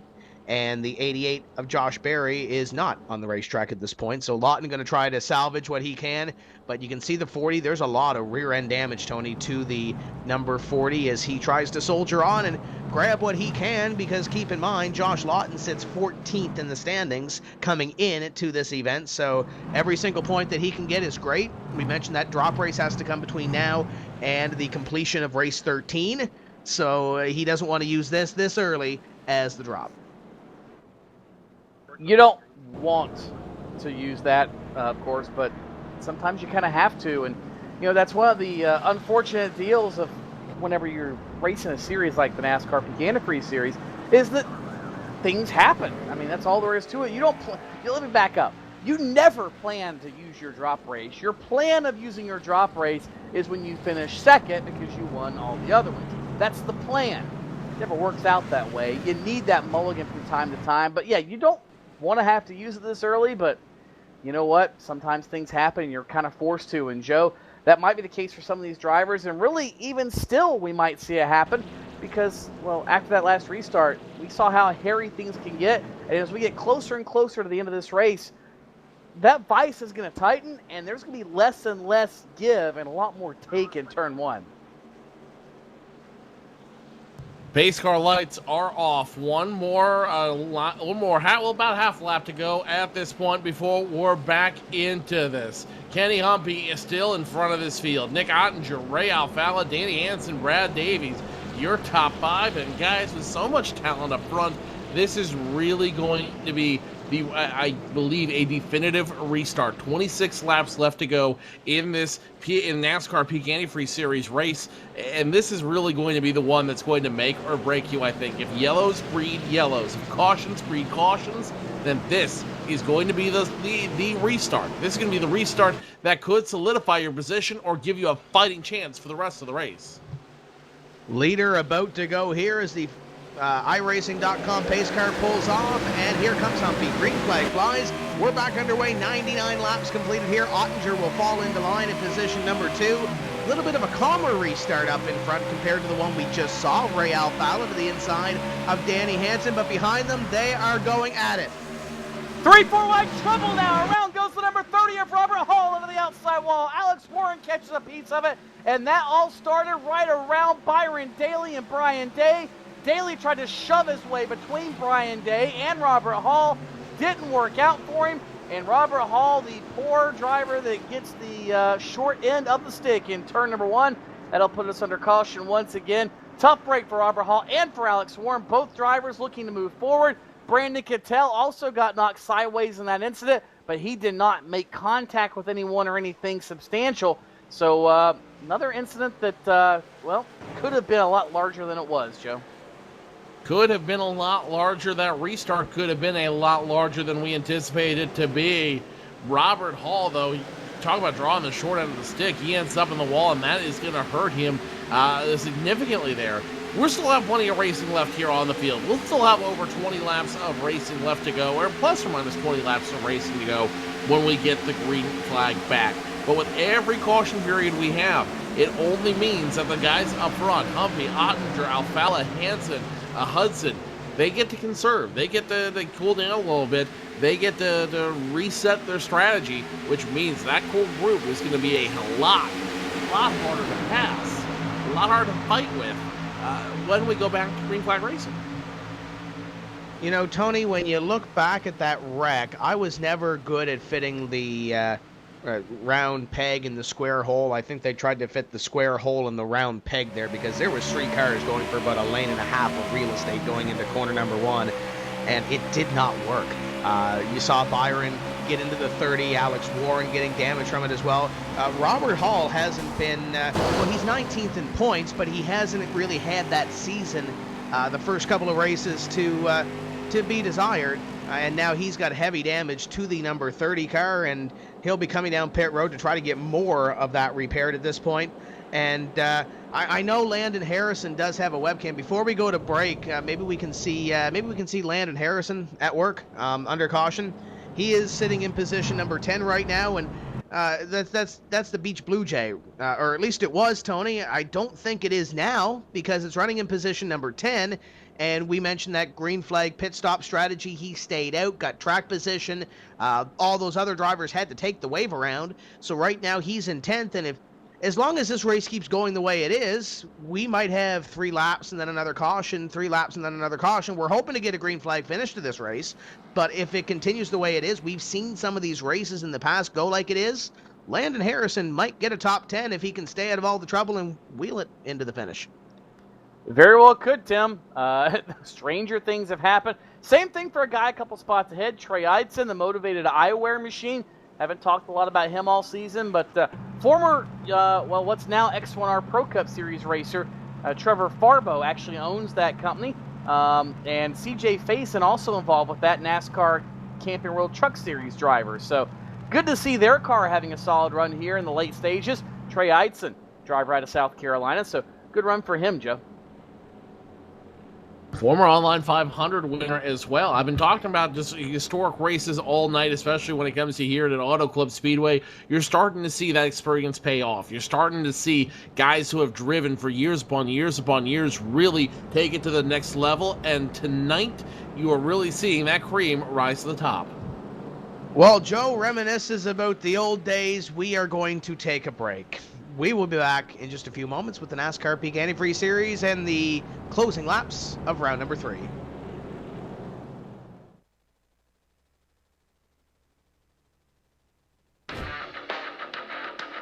This is where it gets difficult. This is where your name's on the line, everything's on the line. You get that one chance to go out there and put down your best performance with the most amount of pressure.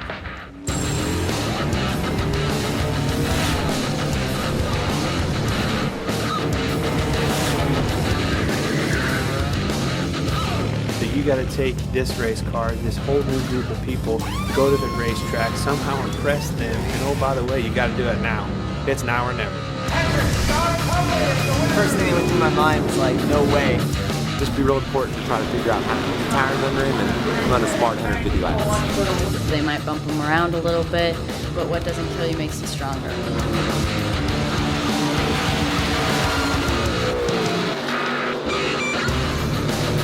Everybody should enter next year's contest because you never know what could happen, man. You can come out here and run top 5 in your first K&N West race. So I'm so psyched right now. This is incredible.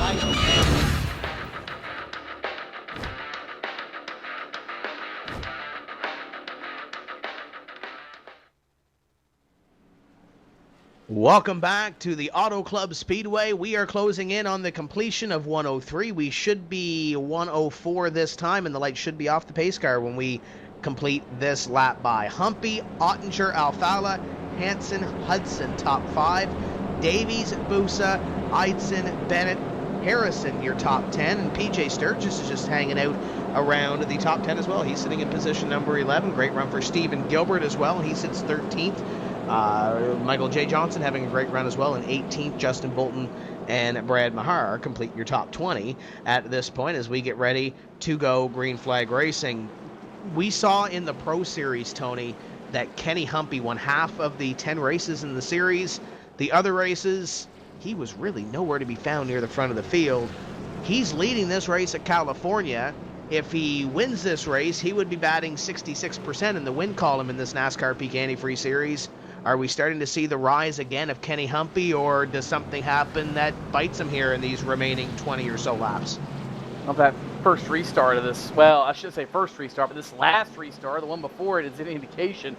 Yeah, he might get bit, and he might get bitten by a few things, like Nick Ottinger, Ray Alfala, Tyler Hudson, Danny Hansen. It's really hard to say. Now, he's got he's got 2 tires on that car. Those left sides are 50-some-odd laps old on the part of Kenny Humpy. So it's been a while since there's been new left side tires on that 58 car. And while some guys say you can do it with 2 tires, that extra grip on the left-hand side just kind of helps stabilize that car, Joe. It kind of helps hold it through the corner. And sometimes when it comes down to one of these last lap dashes or late race, type of restarts, every little bit you can get absolutely does help you. We'll find out how much it does help. The green flag is out. Here we go once again, Joe. When once again the 58 machine of Humpy back in control of the field, but don't look now. Here comes Ottinger on the low end. Danny Hansen going to join him as well, and the battle for the lead is brewing. Humpy up front, now 3 wide around position number 4, down to 2 wide. The 2 of Alvala in position. Davies and Hudson, though, fighting behind them for positions.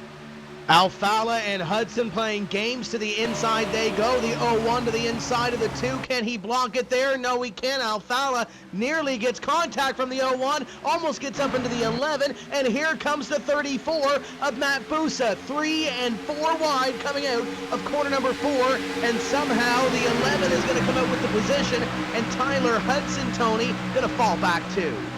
He's going to be stuck on the outside now through turns 1 and 2. Tyler Hudson going to have to wheel that machine. In fact, nearly makes contact now with Ray Alfala. A lap ago, they made contact off turn 2, which hooked those 2 cars together. But it doesn't matter here because up front, that's where the battle's at. Ottinger, the inside of Humpy in turn number 3. Ottinger back to the point once again. Here comes Danny Hansen trying to join the party. He wants to make it a 3-way battle for the top spot. Humpy says no. He's going to look to the outside of Ottinger down the front straightaway. Ottinger drops the loud pedal hard, and we have problems on the track. Big caution on the track. 55 machine involved. Schoenberg gets around smoking now, and he had a little bit of help. It looks like the 25. You saw that live here on PSR TV, MRN, and everywhere else we see. 55 of Schoenberg lost it himself, collected a couple cars with him, and Schoenberg, that's a tough one for the California driver as well. You know he feels a little bit of pride. You feel like this is home track, and he loses it with less than 20 to go. Heartbreaking way to go out for Brian Schoenberg. And Tony, I'm sure the driven steering wheel helped a little bit on the 93 of Byron Daly, but a little bit of luck helped that one too, because Brian Schoenberg nearly took the 93 along with him as he was trying to save that race car. Justin Bolton did not get the same luck. Bolton gets a little bit of damage from that as well. And Schoenberg is going to be out of this race at his home racetrack, and I'm sure he wanted a better finish for his fans, but he is going to finish somewhere outside probably the top 30 at this point. So the caution is back out. Ottinger is your leader, Kenny Humpy in second, Danny Hansen in third, Brad Davies, Ray Alfala, your top 5. And when I look at that top 5, Tony, I see Danny Hansen sitting in third. He's run great all night long. He's having a career run in the Pro Geek Ford. He has never won a race in this series. Could this be the night we get another first-time winner in this series? Could very well be, Tim. Of course, the laps are winding down, and this race has favored people that can make a run late in a run, if that makes sense. Hansen might be the guy that can do that here on this quick jaunt to the finish. We're going to have less than 15 laps to go, and we've never seen anybody all race have to go full Monty the whole way for 15 laps. They've been conserving, they've been saving, and there might be something left in that 32 car. We've seen him up front leading portions of this race. He might have something still in the tank, and really Brad Davies could also play a wild card. It's been a while since he's been to victory lane, Tim, and also Matt Busa back there as well in the 34 car. He too has proven he's got some speed underneath that Gale Force racing machine. So a lot of things that could be happening here in these final laps. As Joe, we watched the Michael Johnson on board, and things not hearing what he considered. Things got very scary in a hurry. You see it right from his perspective, from where he was sitting, and that is definitely going to haunt him for the remainder of this race. Meanwhile, back up front, we talked about Kenny Humpy earlier, guys. If he wins tonight's race, he would be batting 67%, which is an excellent batting average. But something I want to remind you guys: winning races does not necessarily equate to a championship. Look at your current leader, for example, Nick Ottinger. Remember, he won, 7 races last season? He was your winningest driver out there. Ended up finishing 3rd in points because of internet connections, because of other issues that he experienced throughout the season. So just because you win races, which is a good start, don't get me wrong, winning races is great, but it doesn't mean that it doesn't guarantee that you're going to end up in the top tier at the end of the season, especially with the chase format that comes up here in the NASCAR Peak Antifreeze Series. And I know that team pens an article each week for In Racing News, and I did catch one of their articles here last week, skimmed through it, and it talks about the week that the Rheem Chevrolet team has, the Gale Force Racing team has, and it seems like there's those situations where nothing goes right for the team, and the team, the spotter, Matt Holden and Nick Ottinger, they bicker back and forth, and he said it's fun for everybody else but them, because they're the ones that are fighting, and it puts on a show for everybody else. Then there's weeks like this, where Nick Ottinger qualifies well, he runs up front, and he's in a position to win the race, or he runs good like he is tonight, and then something takes him out of a good finish, whether it is an internet connection or a wreck or something like that, in the middle portion to the end of the race. So right now, Ottinger is having one of those nights where everything is going right, and let's touch some wood right now, because we're looking at 125 laps, the distance in this race. We are working the completion of 109. We should be going green at the completion of 110 into 111. So we should have 15 laps to go in this one, Tony. I don't think we've seen the finish of the caution flags being out here on the speedway. So we'll see if Ottinger can hold off the rest of the field. Danny Hansen can possibly get his first win. When's the last time Brad Davies has been in victory lane in this series, Tony? Like we said, it has been a while, Tim, since he has been to victory lane. So it'd almost be like a first-time winner since it's been that long for the driver, the number 11. Lights are out atop the pace car. That means we'll be going back racing with 15 laps to go. And you were talking about Nick Ottinger and things happening, not finishing races. Look at the list, Joe, of guys that aren't going to finish this race, or at least aren't going to have the run that they wanted. Josh Berry, Adam Gilliland, Cody Bias, Brandon Hawk, Michael Connie, 39th, Rich Doucette, Mitchell Hunt out early with an engine problem, then Ashton Miller and Justin Trombley. So some pretty big names on both bookends of the field. That's not always a good thing if you're on the lower bookend, I suppose, but just kind of tells you what kind of race this has been. Well, Tony, keep something else in mind here. Anytime you go to a brand new track, anytime you go to a brand new circuit, you're going to have some of that natural atrophy. I don't think that's a testament to the race or the quality of the racing or anything about the racing. I think what it's really a testament to is just how much parity there has gotten to be here at this top tier of iRacing. How much things have changed in this top group, and how the new guard, the new guns of this series are challenging the old establishment. You're really seeing out here the change, the higher, the increased quality of racing, and it's really kind of exciting to watch. So here we go. We have Ottinger, we have Humpy. Your front row, pace car in, and Ottinger is gone. A green flag flies, and Humpy can't get to the inside. Tyler Hudson threads the needle back there. I didn't think there was room there, Tony, to fit a car down there, but somehow Tyler Hudson did it. Whoa! Battle for second. Here comes the 32 of Danny Hansen, and he's bringing a friend along with him in the 11.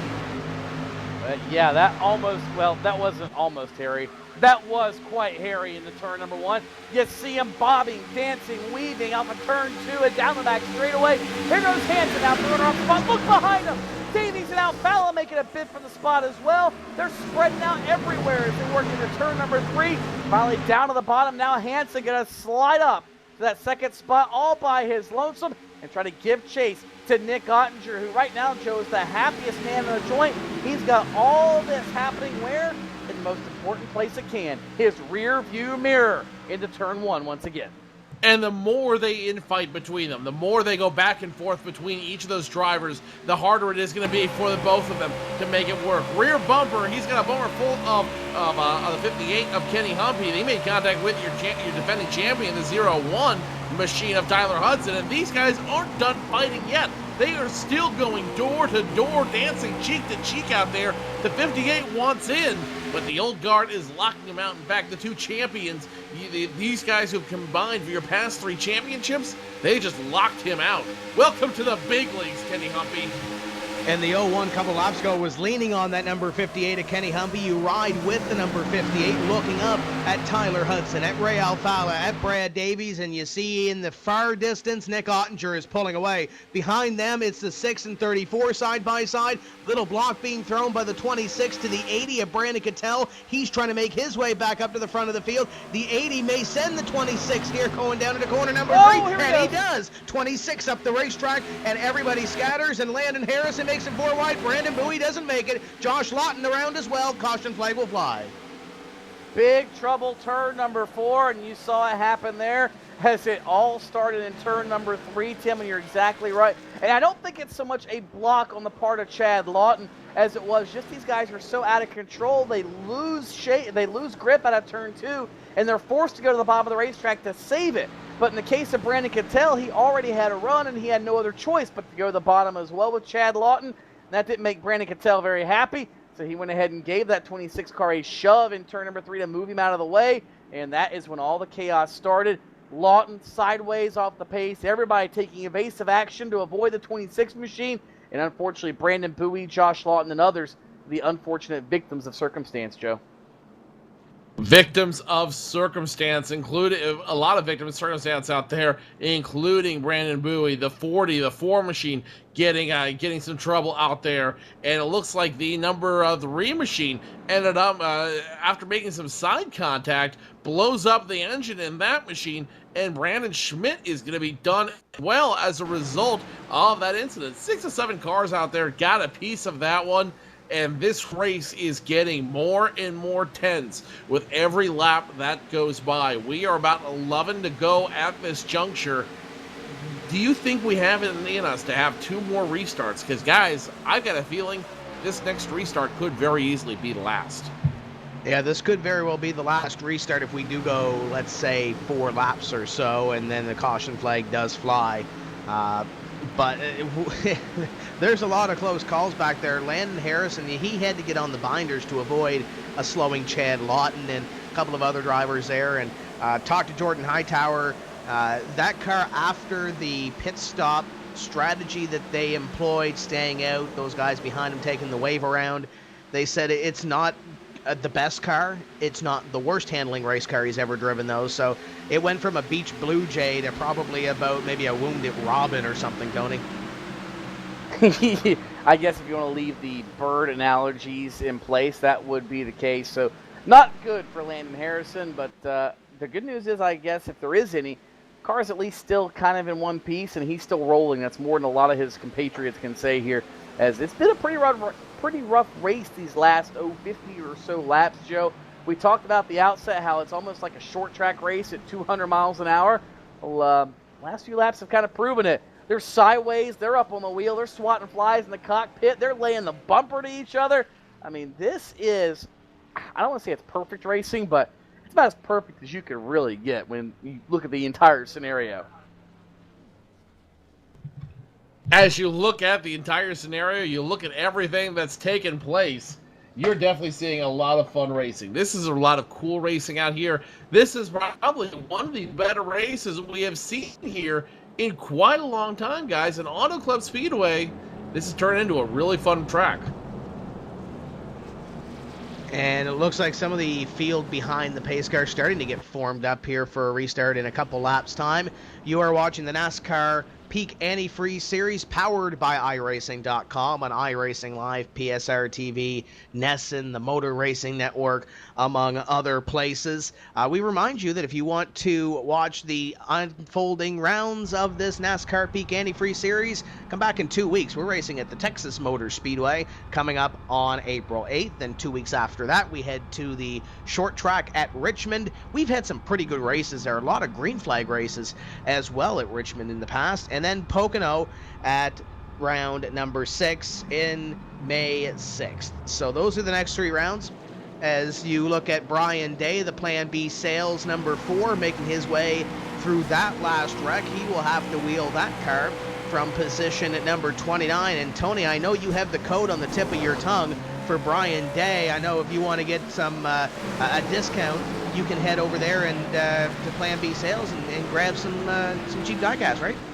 You can. It's that it was, I think, B Day 4, the big promo code they've got rolling. If you enter that at checkout, save 10% on your purchase at Plan B Sales. So certainly something cool when the sponsors here, some of these drivers are doing.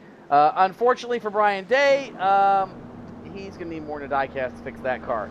So tough break for Brian Day. But, he was up in the running order earlier tonight. Just bad luck has kind of befallen him, so tough break for that driver. Is looking through the field, some other guys that have now worked their way forward, Joe. You look at Peter Bennett. He's worked his way up to 8th after all this carnage. And Byron Daly, after being caught a lap down that one cycle of pit stops, well, he's now up to 10th. And Brandon Cattell, who pitted very early, got a free pass, actually, is now back on the lead lap and up to 11th. So Stephen Gilbert even, and Kevin King now, one of the first times we've said that all night, is inside the top 15. So a lot of guys starting to make their presence felt here in the late going, including the guy there in the screen, Byron Daly, who's done a great job, as we said, Joe, driving through the field after being caught a lap down.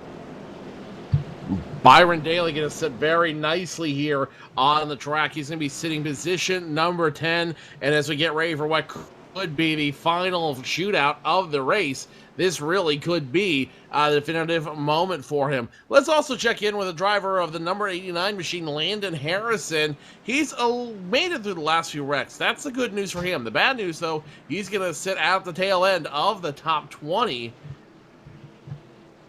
And when he sits just inside the top 20, it's going to mean he's going to have a long way to go if he wants to have that big finish night.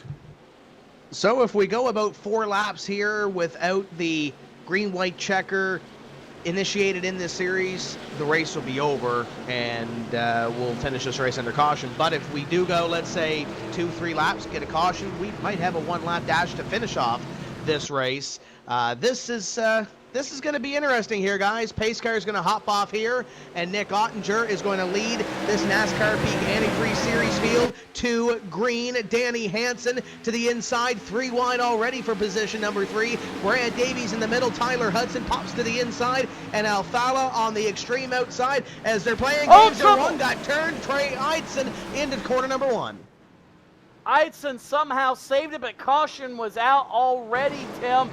Good news for Trey Eidson, but something happened behind them here on the restart.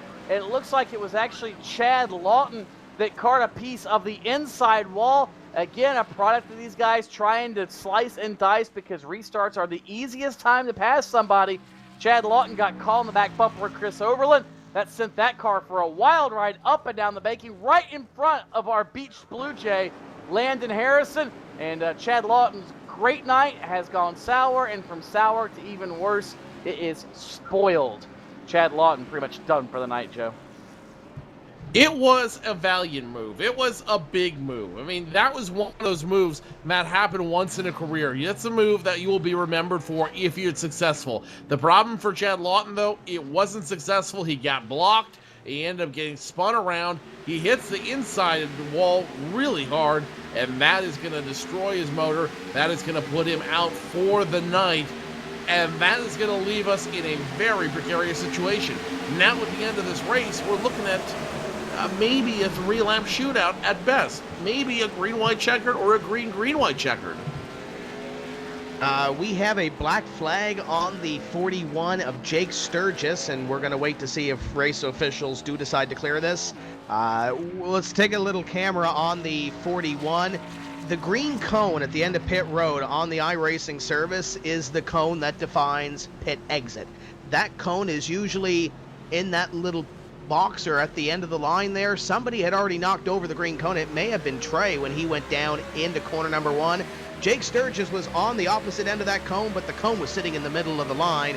He got a black flag from the sim, and he is going over with race officials. He went down there, Tony, to avoid the wreck. Well, he really had no choice because he got thrown down there through that wreck and couldn't get back up to the other side of that cone.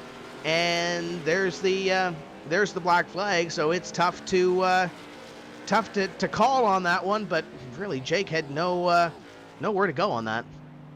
No, he really didn't, Tim. He got shoved by Brandon Bowie as Bowie was trying to slow down for the incident. And he was headed headlong for the inside wall. Did a great job to save it. And yes, there's that little portion of pit road that's unprotected by a pit wall. I'm sure Jake Sturgis is thankful for that right now. And he entered that section of pit lane, which by the Sims definition is, an illegal entry into pit road. However, thankfully, the stewards here in the NASCAR Peak Antifreeze Series realized, yeah, that was probably the safest course of action for Jake Sturgis. So they have, in fact, it sounds like, cleared that black flag. Good news if you're a Jake Sturgis fan. It was the safest move for Jake Sturgis, and frankly, the safest move for anybody else on the track. He tried to slam the brakes. He tried to.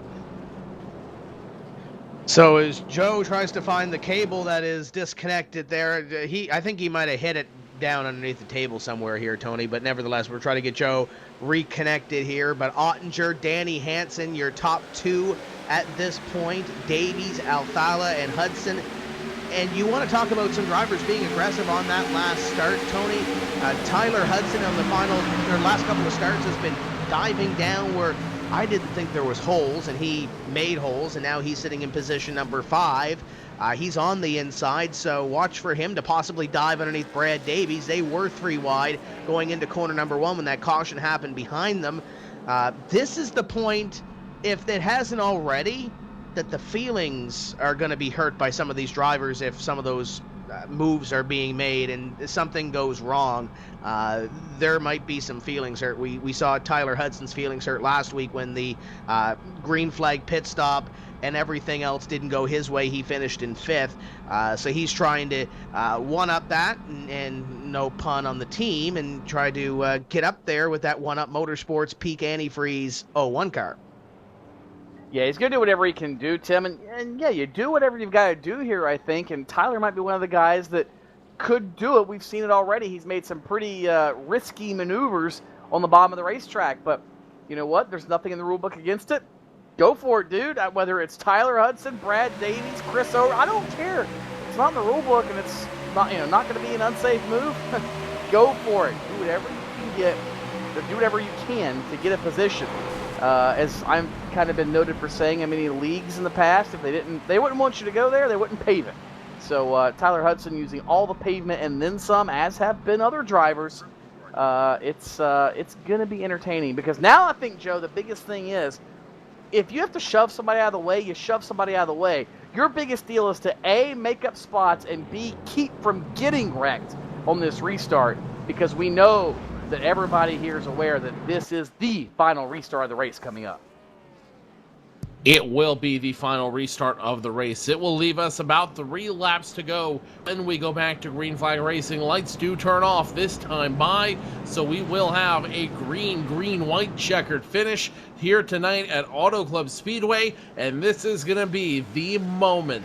This is going to be the moment that's going to define your race here at Auto Club Speedway. Everybody wants to walk away with the first trophy at this track, and I hate to say it, guys, but tonight, especially tonight, second place is going to be the first loser. We will remind you that if we make it to 125 and the white flag does fly, the caution flag will not fly on that final lap. The leaders will be able to race it back to the finish. But if the caution flag comes out between the start of lap 123 and the start of lap 125, that will be the finish of the race. We will not have a green-white checker finish. There will not be extra laps, and it will finish the way it is, given that those cars can come back and finish under their own power to 125 under the caution flag. We will go green at the completion of 122 into 123. Round number 3 of the NASCAR Peak Antifreeze Series coming down to a 3-lap dash. It's Ottinger, Danny Hansen looking for his first career win in the series. Brad Davies, former champions Ray Alfala and Tyler Hudson, Daytona winner Kenny Humpy, Peter Bennett, Trey Eidson looking for his first win in the series, as is Byron Daly. Matt Busa completes your top 10. The pace car is going to pop in here, and 123 is going to be on the big board in the infield. Here comes Ottinger. What happens here? Green flag flies. Couple of guys spinning tires back there. Tyler Hudson to the inside already as he looks at Alfala and Davies in front of him. Side by side for that third spot. Here goes Hudson to the bottom. He's going to make it 3 wide with a horrible angle into the corner, but he'll get his nose under Davies momentarily. Can't make it stick. Side by side now for the third spot. Here comes Alfala. He'll get the power run off the top of turn number 2. They'll be neck and neck off the final corner. Trouble behind them. Couple of cars down to the apron. No caution. Stay green. They're 3 wide into turn number 3. Hudson with the 2 for special. Caution is out. And Nick Ottinger, if he can whip it back to the flag, well, guess what, Joe? That means he will claim another NASCAR Peak Antifreeze Series win. Nick Ottinger collects the caution flag at the start-finish line. He is your winner as long as he can finish the next 2 laps under his own power. Danny Hansen second, Ray Alfala third, Tyler Hudson fourth, and Brad Davies rounding out your top 5 out here. Kenny Humpy, Breeder Bennett, Matt Busa, Brandon Cattell, and Byron Daly, your top 10. What an incredible finish, especially at the back of that field when they were just wrecking out there. What a way to finish the inaugural race here at Auto Club. Looks like the 43 of Kwame Ajay may have punted the 13 off of corner number 2, and the 13 collects the 43 down the racetrack after what had happened there. 13 hits the inside wall a ton, comes back out onto the racetrack, which triggers the caution flag, and that is the completion of the event. At least the green flag portion of the event. Tough break for Kwame. He was actually having a good season to start off at position 17 in the standings. And Brad, I believe, was just outside the top 20, or check that, 13th, when the point standings finished off after the first 2 races of the season. So there are some drivers that, Tony, were inside the top 20. We keep saying the top 20 in the NASCAR Peak Antifreeze Series is important. It's because they get the invite back to 2015, so you definitely want to be in the top 20 in this series, and I know it's still early in the season, but every point can count, especially when you're finishing up in front like Nick Ottinger, Danny Hansen, and Ray Alfala are, as we are on the white flag lap here. Exactly right, Tim. You run well and you finish well, finish being the important part of that equation. The points will take care of themselves. You can really run like crap, and as long as you finish well, that's all that matters. And that's what we've seen a couple times already this season. Guys playing pit strategy to their advantage, trying to do anything they can to get that result. But you know what? Tonight it was all about running well, staying up front. And Nick Ottinger, he's got about 1.25 miles until he can claim victory for the first time this season, Joe. Yeah, you know what? I said at the beginning of the race, he looked strong all race, and tonight he really proved why he's in that top group. Nick Ottinger earned this win. All he's got to do is finish the next final lap under his own volition, and this race is his. He looked strong all night. I am so glad I picked him tonight for my my fantasy challenge over on timscorner.ca, and Nick Ottinger really proving himself why he's out in that group. But again, as I said at the beginning of the race, the cream will rise tonight. The cream will rise when pressure is put on there, and look at who's in the top 5. Danny Hansen, Ray Alfala, Tyler Hudson, Brad Davies. You couldn't ask for a more talented lineup than that to finish top 5 here for the first run of the NASCAR Peak Antifreeze Series at Auto Club Speedway. The 05 of Nick Ottinger getting a little excited. He knows he's got this one in the bag. All he's got to do is cross our finish line, ring the bell. Nick Ottinger, your winner at Auto Club Speedway.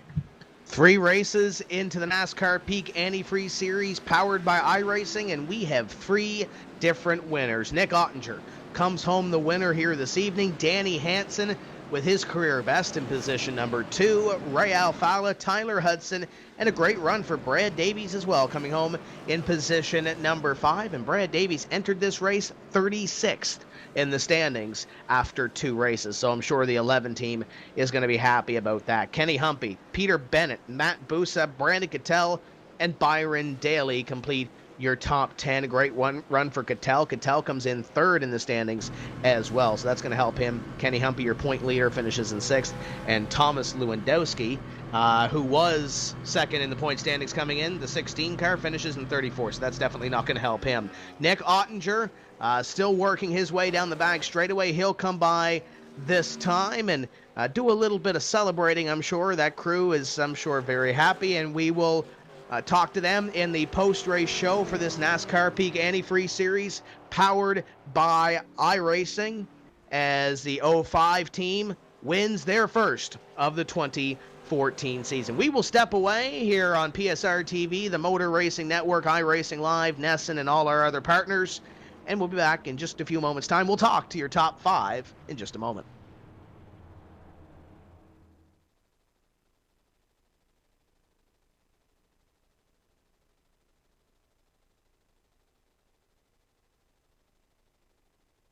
What's inside Peak Antifreeze? 65 years of experience in hot and cold protection. From an independent, family-owned business that's never been afraid to give you exactly what's right for your engine and your wallet. Peak. Run true.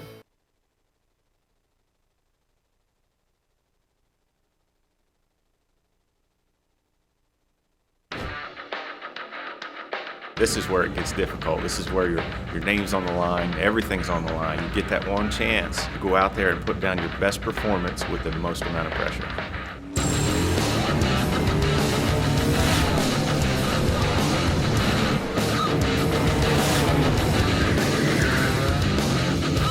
So you got to take this race car, this whole new group of people, go to the racetrack, somehow impress them, and oh, by the way, you got to do it now. It's now or never. First thing that went through my mind was like, no way. Just be real important to try to figure out how to keep the tires under him and run a smart 150 laps. They might bump them around a little bit, but what doesn't kill you makes you stronger.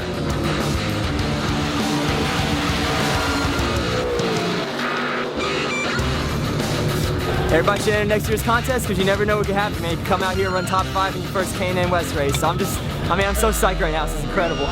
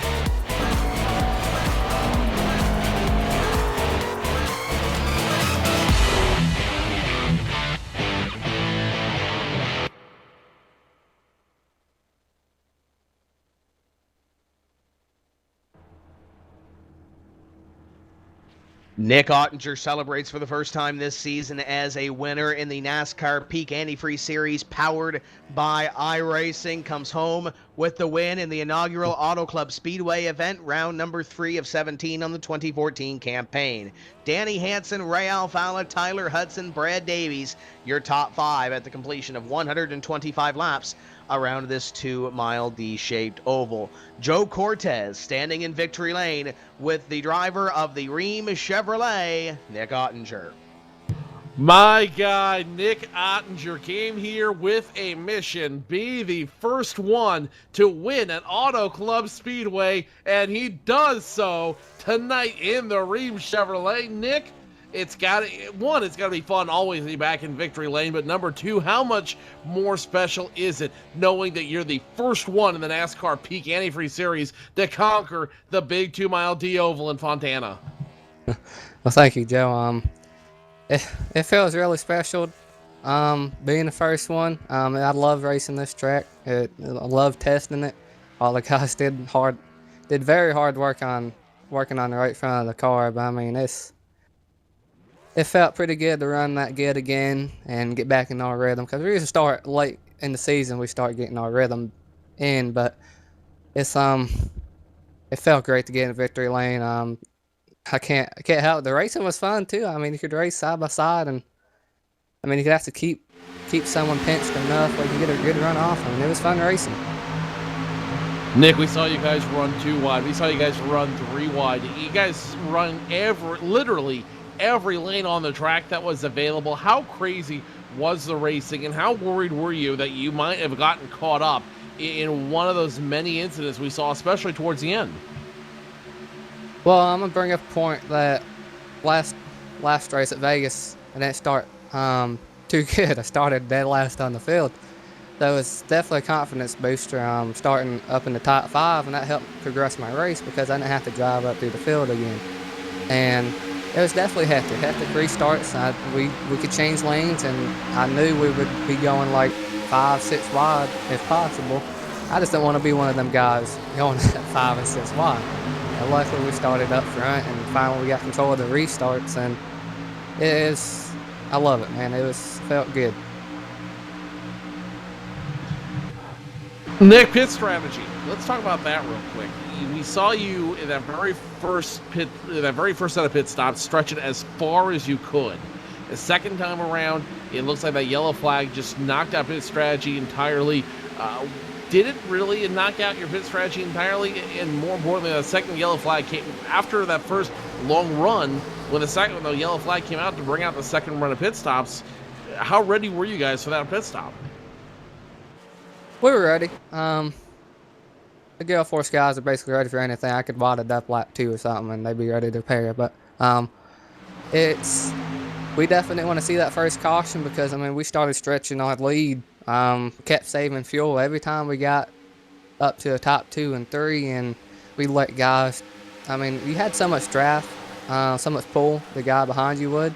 They can pull right up to your bumpers. They had a decent car, but we basically tried saving fuel for the most part so we can stretch it longer than the guys and have better tires than them.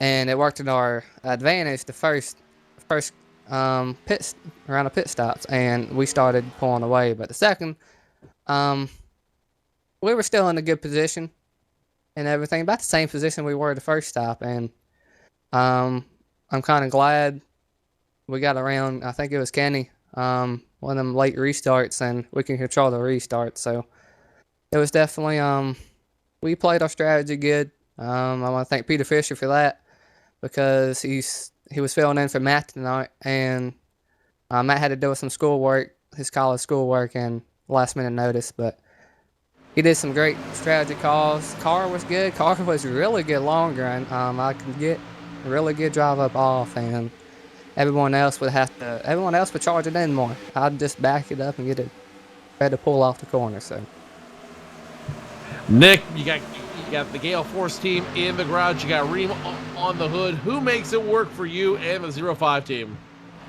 Well, it's a whole lot of people. Definitely a whole lot of people. First, I want to thank my sponsors, of course, Marine, Gale Force Suspension Management, Gale, Brood, Franklin Cable Group, Patriot Safety Supply, SDI Cancer Research Fund, and it's really good to be back in victory lane with these guys on the Gale Force bunch. I want to also thank Jeff Batkey for painting the replica of the car that I'm running right now, because it's a whole ring design that we're running. But I definitely want to thank the hard work for the guys on Gale Force Racing.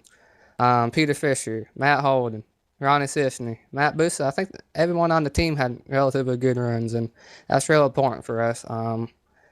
And it was definitely felt really good to get back in the victory lane. The racing was good, and thanks to my teammates again. Nick Ottinger, the big winner, back in victory lane for the first time in the 2014 NASCAR Peak Antifreeze Series campaign. Great run tonight, Nick. We'll see you in 2 weeks at Texas. Thank you, Joe. Nick Ottinger, your big winner tonight here at Auto Club Speedway. Tony Stevens caught up with our second-place finisher, Danny Hansen. Certainly have, Joe. Danny Hansen, the Pro Geek Consulting Ford Fusion. And Danny, anything you could have done different on those final restarts to maybe change the outcome of this one? Not had damage from the wreck about 30 laps earlier. I was down on power.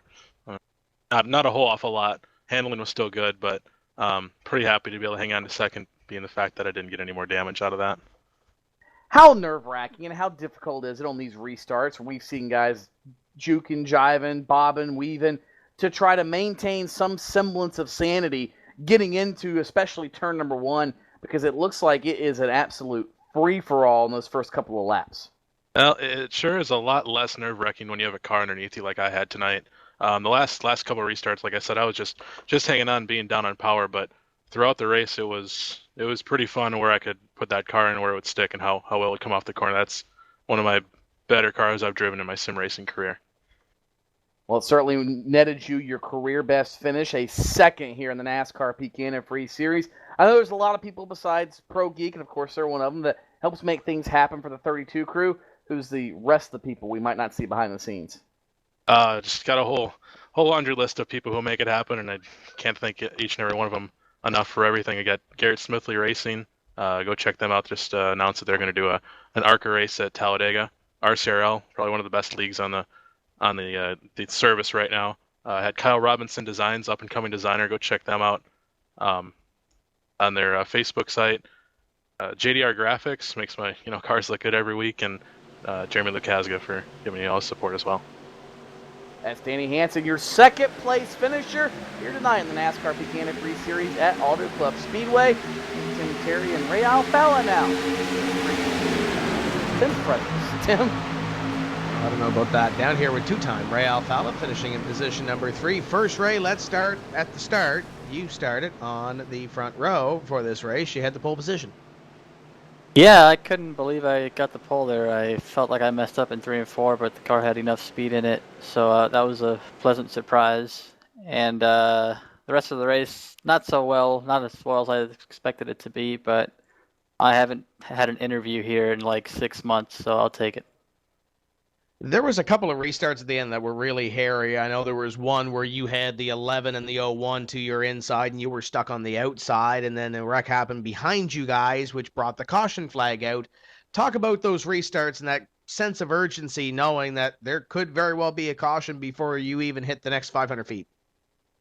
Oh, they were hairy, all right. No pun intended. Yeah, you have to, I mean, I was just blocking. I was just trying to, get to the bottom, and the way the track is, there's no high side basically, and even if you go high, if you don't clear the driver low, you'll just get freight train. And it happened to me when I lost the lead early on, and the field was already spread out, and I still went back to like 5th. So I got lucky there with the last yellow because they were 2 wide under me, and I was 3 wide up top, and I was about to lose like 7 spots in the last lap, and the yellow bailed me out. So yeah, it's a shame that the caution came out on that long green flag run because it kind of ruined the race, But it's sometimes you get lucky, and third it's not bad at all. First 2 races, 20th in points, and then you finish the race here in 3rd. How does this swing the momentum heading to Texas in 2 weeks? Well, Vegas was very confusing for us. I was running 30th around people who I normally race with in the top 5, and I had no idea what was going on. And so it's good that we showed up with more speed here, and should be good for the future races as well. And yeah, Texas, 2 wins there, so looking to be competitive and see if we can get a win over there. This team was competitive this evening with you and Byron running up front. Let's talk about the team and the names that are on the side of this race car. Who makes it happen at Slip Angle, and who's on the car along for the ride with the number 2 team? Yeah, there's a lot of people on the car. Main Performance PC Slip Pedals, which should be out soon, within the next few months. So looking forward to those. ProGeek Consulting still in the car from last year. ProGeek had the front row there, so I'm pretty sure Matt was happy.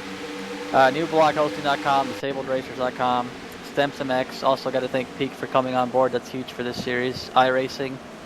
Everybody over at Slip Angle for all the hard work. Today before the race, I did more laps and I lost count. And everybody over at Swan for the spotting and the pterodactyling. So thanks to those guys, and I'm sure this broadcast will be entertaining to watch. I heard Jordan Hightower was chasing Blue Jays halfway through that race. He was doing something.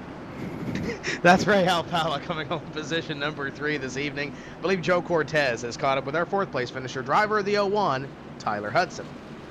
Driving the 01 Peak Antifreeze machine tonight, Tyler Hudson, as we get him all wired up here real quick. Here we go. All right, Tyler Hudson now joining us. You're defending champion, finishing fourth tonight. And Tyler, if you had those extra 2 laps, if you had the different laps that were under yellow, would we have seen a different outcome for you in the 0-1 team? Yeah, I don't know. It's hard to say because we didn't get those, so it didn't play out. But I mean, we definitely had a good car. The Peak Antifreeze motor oil car was really fast. Got to thank the guys that won up, of course. They put a lot of time into it. We were good last week during the NIS series, and it carried over this week. And I mean, it was a good run, fourth. I think that's the 7th top 5 in a row besides Daytona. And so everything's clicking still. Everything's good. Just it's frustrating this week and last week to finish 4th and 5th when you feel like you had a car better than that. But it could have been a lot worse too. So we'll just keep plugging away. Tyler, how intimidating is it going into, in this case, literally a brand new track, one that has never been run competitively at this level, and be expected to compete at the highest performance level? How intimidating is that going into this race this week? It's pretty intimidating, but fortunately, NIS, which is kind of like a sister series to this series, the feeder or whatever you want to call it, they were there last week and ran like 4 races, so there was plenty of time to get accustomed to the track, get comfortable, get the setups dialed in, and that helped out a lot. If you would have just threw us out there cold turkey, just first race that's ever been done on this service, it'd probably be a whole lot more intimidating. But it's a fun track. It's pretty challenging. I've kind of struggled there. I felt like I struggled there compared to my teammates and everything, and just finally started to get it figured out toward the latter part of last week, and luckily it carried over into tonight where we were fast once again. And but I really love the track. iRacing did a great job with it. It's a fun track, a little bit different than some of the other tracks on here. It's challenged going down those really, really fast straightaways with flat corners. And it makes it really fun coming off the corners. It's quite a challenge. Tyler came into this race just outside the top 20 in points. Obviously, this will give you a nice little boost. Is this the boost you guys have been looking for to try to defend the championship this year? Oh yeah, absolutely. I think I think we moved up to 10th, which after finishing 40th after being getting in a wreck at Daytona, to be 10th 2 more races later is pretty awesome. I think Nick and Ray were kind of in the same boat, and they're both in the top 10, I believe. So, I mean, it definitely feels good. It feels like you got the momentum back that you felt like you had last year, and I mean, it's too early to be thinking about points really, but it's kind of not either. But we'll just try to keep doing what we're doing. Next week, 2 weeks time at Texas. What are your thoughts after this big top 5 finish? I'm pretty excited for Texas. It's more like a track like the last few we've been running. This one was kind of an oddball compared to the tracks like Vegas and Homestead and some of those tracks we've been running. This was it's a little bit different, and I felt like we were off just a little bit compared to where we were at Vegas. And I think Texas is going to be more in our wheelhouse, kind of like Vegas was. So I'm looking forward to it. We should have another strong car and hopefully get another top 5, maybe a win. Tyler, who makes it work for you, buddy? Just those guys that went up, man. They work really hard. They're a lot of fun to be around. Travis Sollenberger's my spotter and kind of crew chief during the races, and he makes some great calls, man. He's never steered me wrong, and it's so fun to have a spotter like that you can trust 100% and never question what he does. And Joe Holt, David Cater, Jared Crawford, they all work really hard on the setup, and the rest of the team does too. They put in a lot of practice, and those guys got to thank Peak for being on the board this year. A lot of cool stuff going on with Peak in sim racing and outside of sim racing for me personally. So that's pretty cool. I'm glad they could be on the car for this year. And iRacing for putting that great track out and letting us do this for fun. And Looking forward to next week. Defending champion Tyler Hudson finishing in 4th tonight. Tyler, good run. We'll see you in 2 weeks at Texas. Thank you. See you guys. That's Tyler Hudson. Tony Stevens caught up with our fifth place finisher, Brad Davies. I have, and Brad, it's been a while since we've talked to you after one of these races. What's it feel like to actually be in the top 5 and have a car capable of winning one of these races and in contention most of the night? Well, it feels pretty good. I'm not sure about having a car to be in contention to win, but every once in a while we get lucky and kind of back into a good finish, and it's a good feeling. It's nice to be in the top 5. Sure, it has to be. The restarts at the end of the race seem to be the big story. You had a couple of near misses and close calls. We've asked a few drivers, but from where you were sitting, what was it like trying to deal with all of that, knowing that literally your race hung in the balance? Yeah, I mean, I had a little bit of trouble on those final restarts, just timing the restarts. I never could figure out exactly when the leader was going to go, and a lot of the guys around me, Ray and Tyler in particular, did a really good job of timing the restarts, and I had to put the block on Tyler there at the end, but he was still able to get it around me, so the restarts were not, going in my favor at the end, but still managed to come home in top 5. As long as it all works out, I guess that's all that really matters. Now, with this performance, mind you, we're only 3 races in, but you do move from the abyss to somewhere in the waters where you can actually see sunlight, like 36th to 23rd. Does it give you any hope now moving forward to Texas and Richmond and the upcoming few races? Yeah, I mean, not really worried about the points, just kind of taking it, one race at a time. Would probably actually be a little bit higher. Got caught up in a wreck at Daytona with, like 2 or 3 laps to go, or maybe it was like 5 or 6. So I would probably be sitting a little bit higher. But just trying to take it one race at a time and, stay out of trouble. That's my main thing this season. Probably a pretty good set of goals, I would say. Everything else will take care of themselves at that point. Brad, you don't always see a name on the side of that car, but I know there's a lot of people that do make it happen for you. Who are they?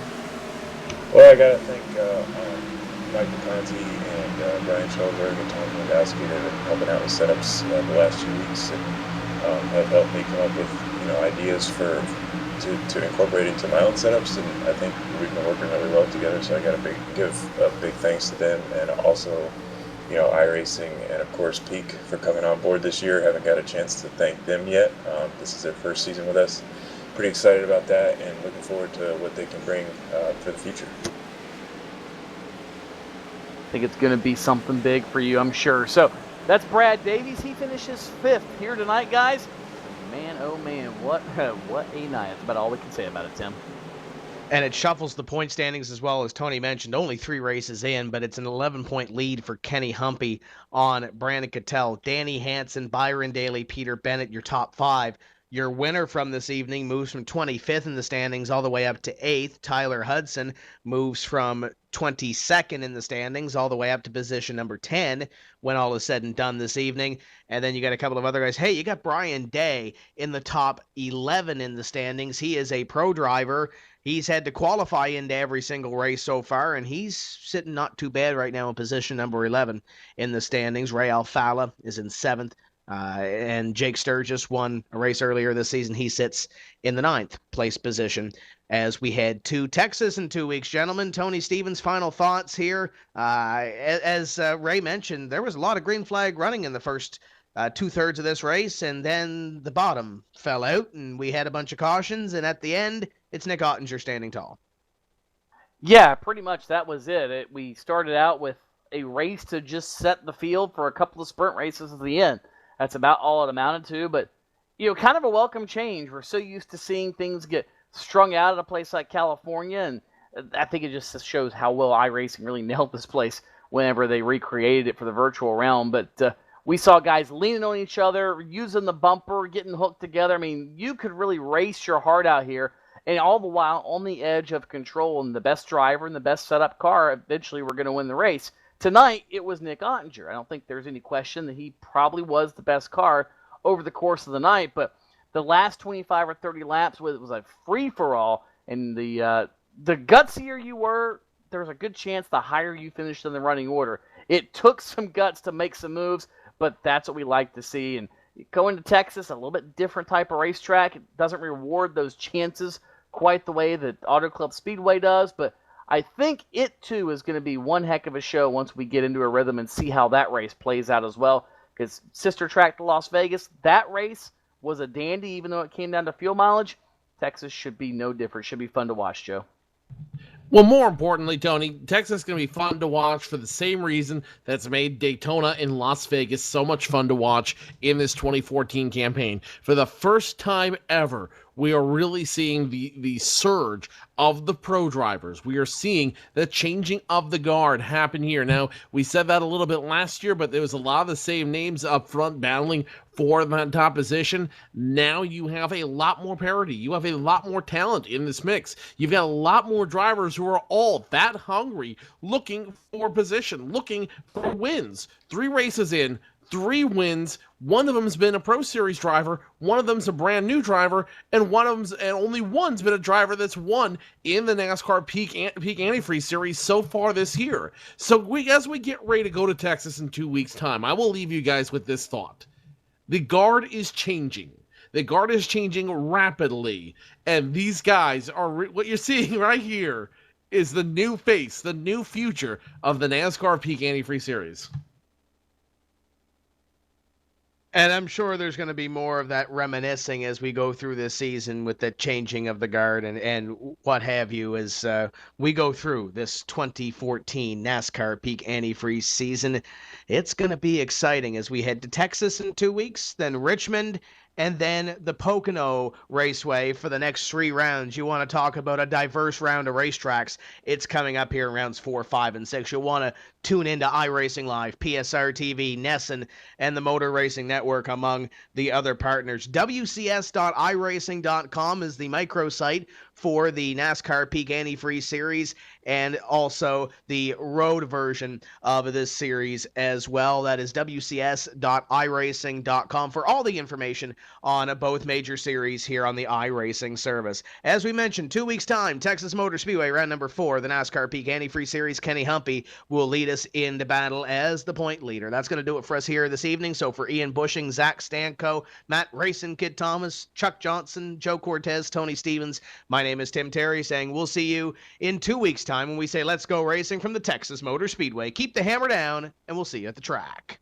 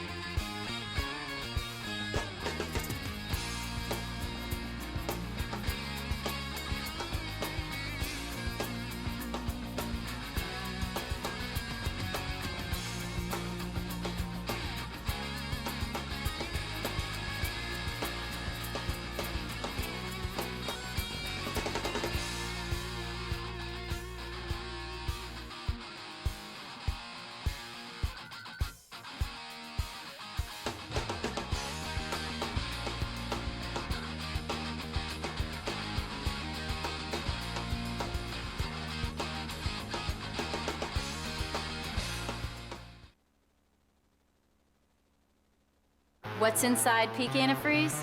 65 years of experience in hot and cold protection. From an independent, family-owned business that's never been afraid to give you exactly what's right for your engine and your wallet. Peak. Run true.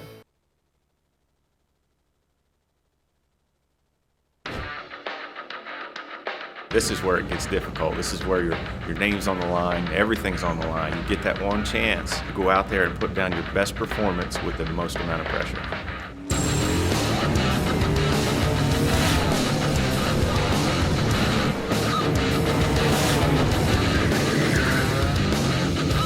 So you got to take this race car, this whole new group of people, go to the racetrack, somehow impress them, and oh, by the way, you got to do it now. It's now or never. First thing that went through my mind was like, no way.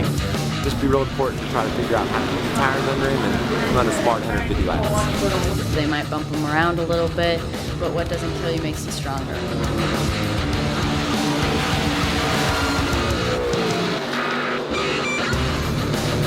Everybody should enter next year's contest because you never know what could happen, man. You come out here and run top 5 in your first K&N West race. So I'm so psyched right now. This is incredible.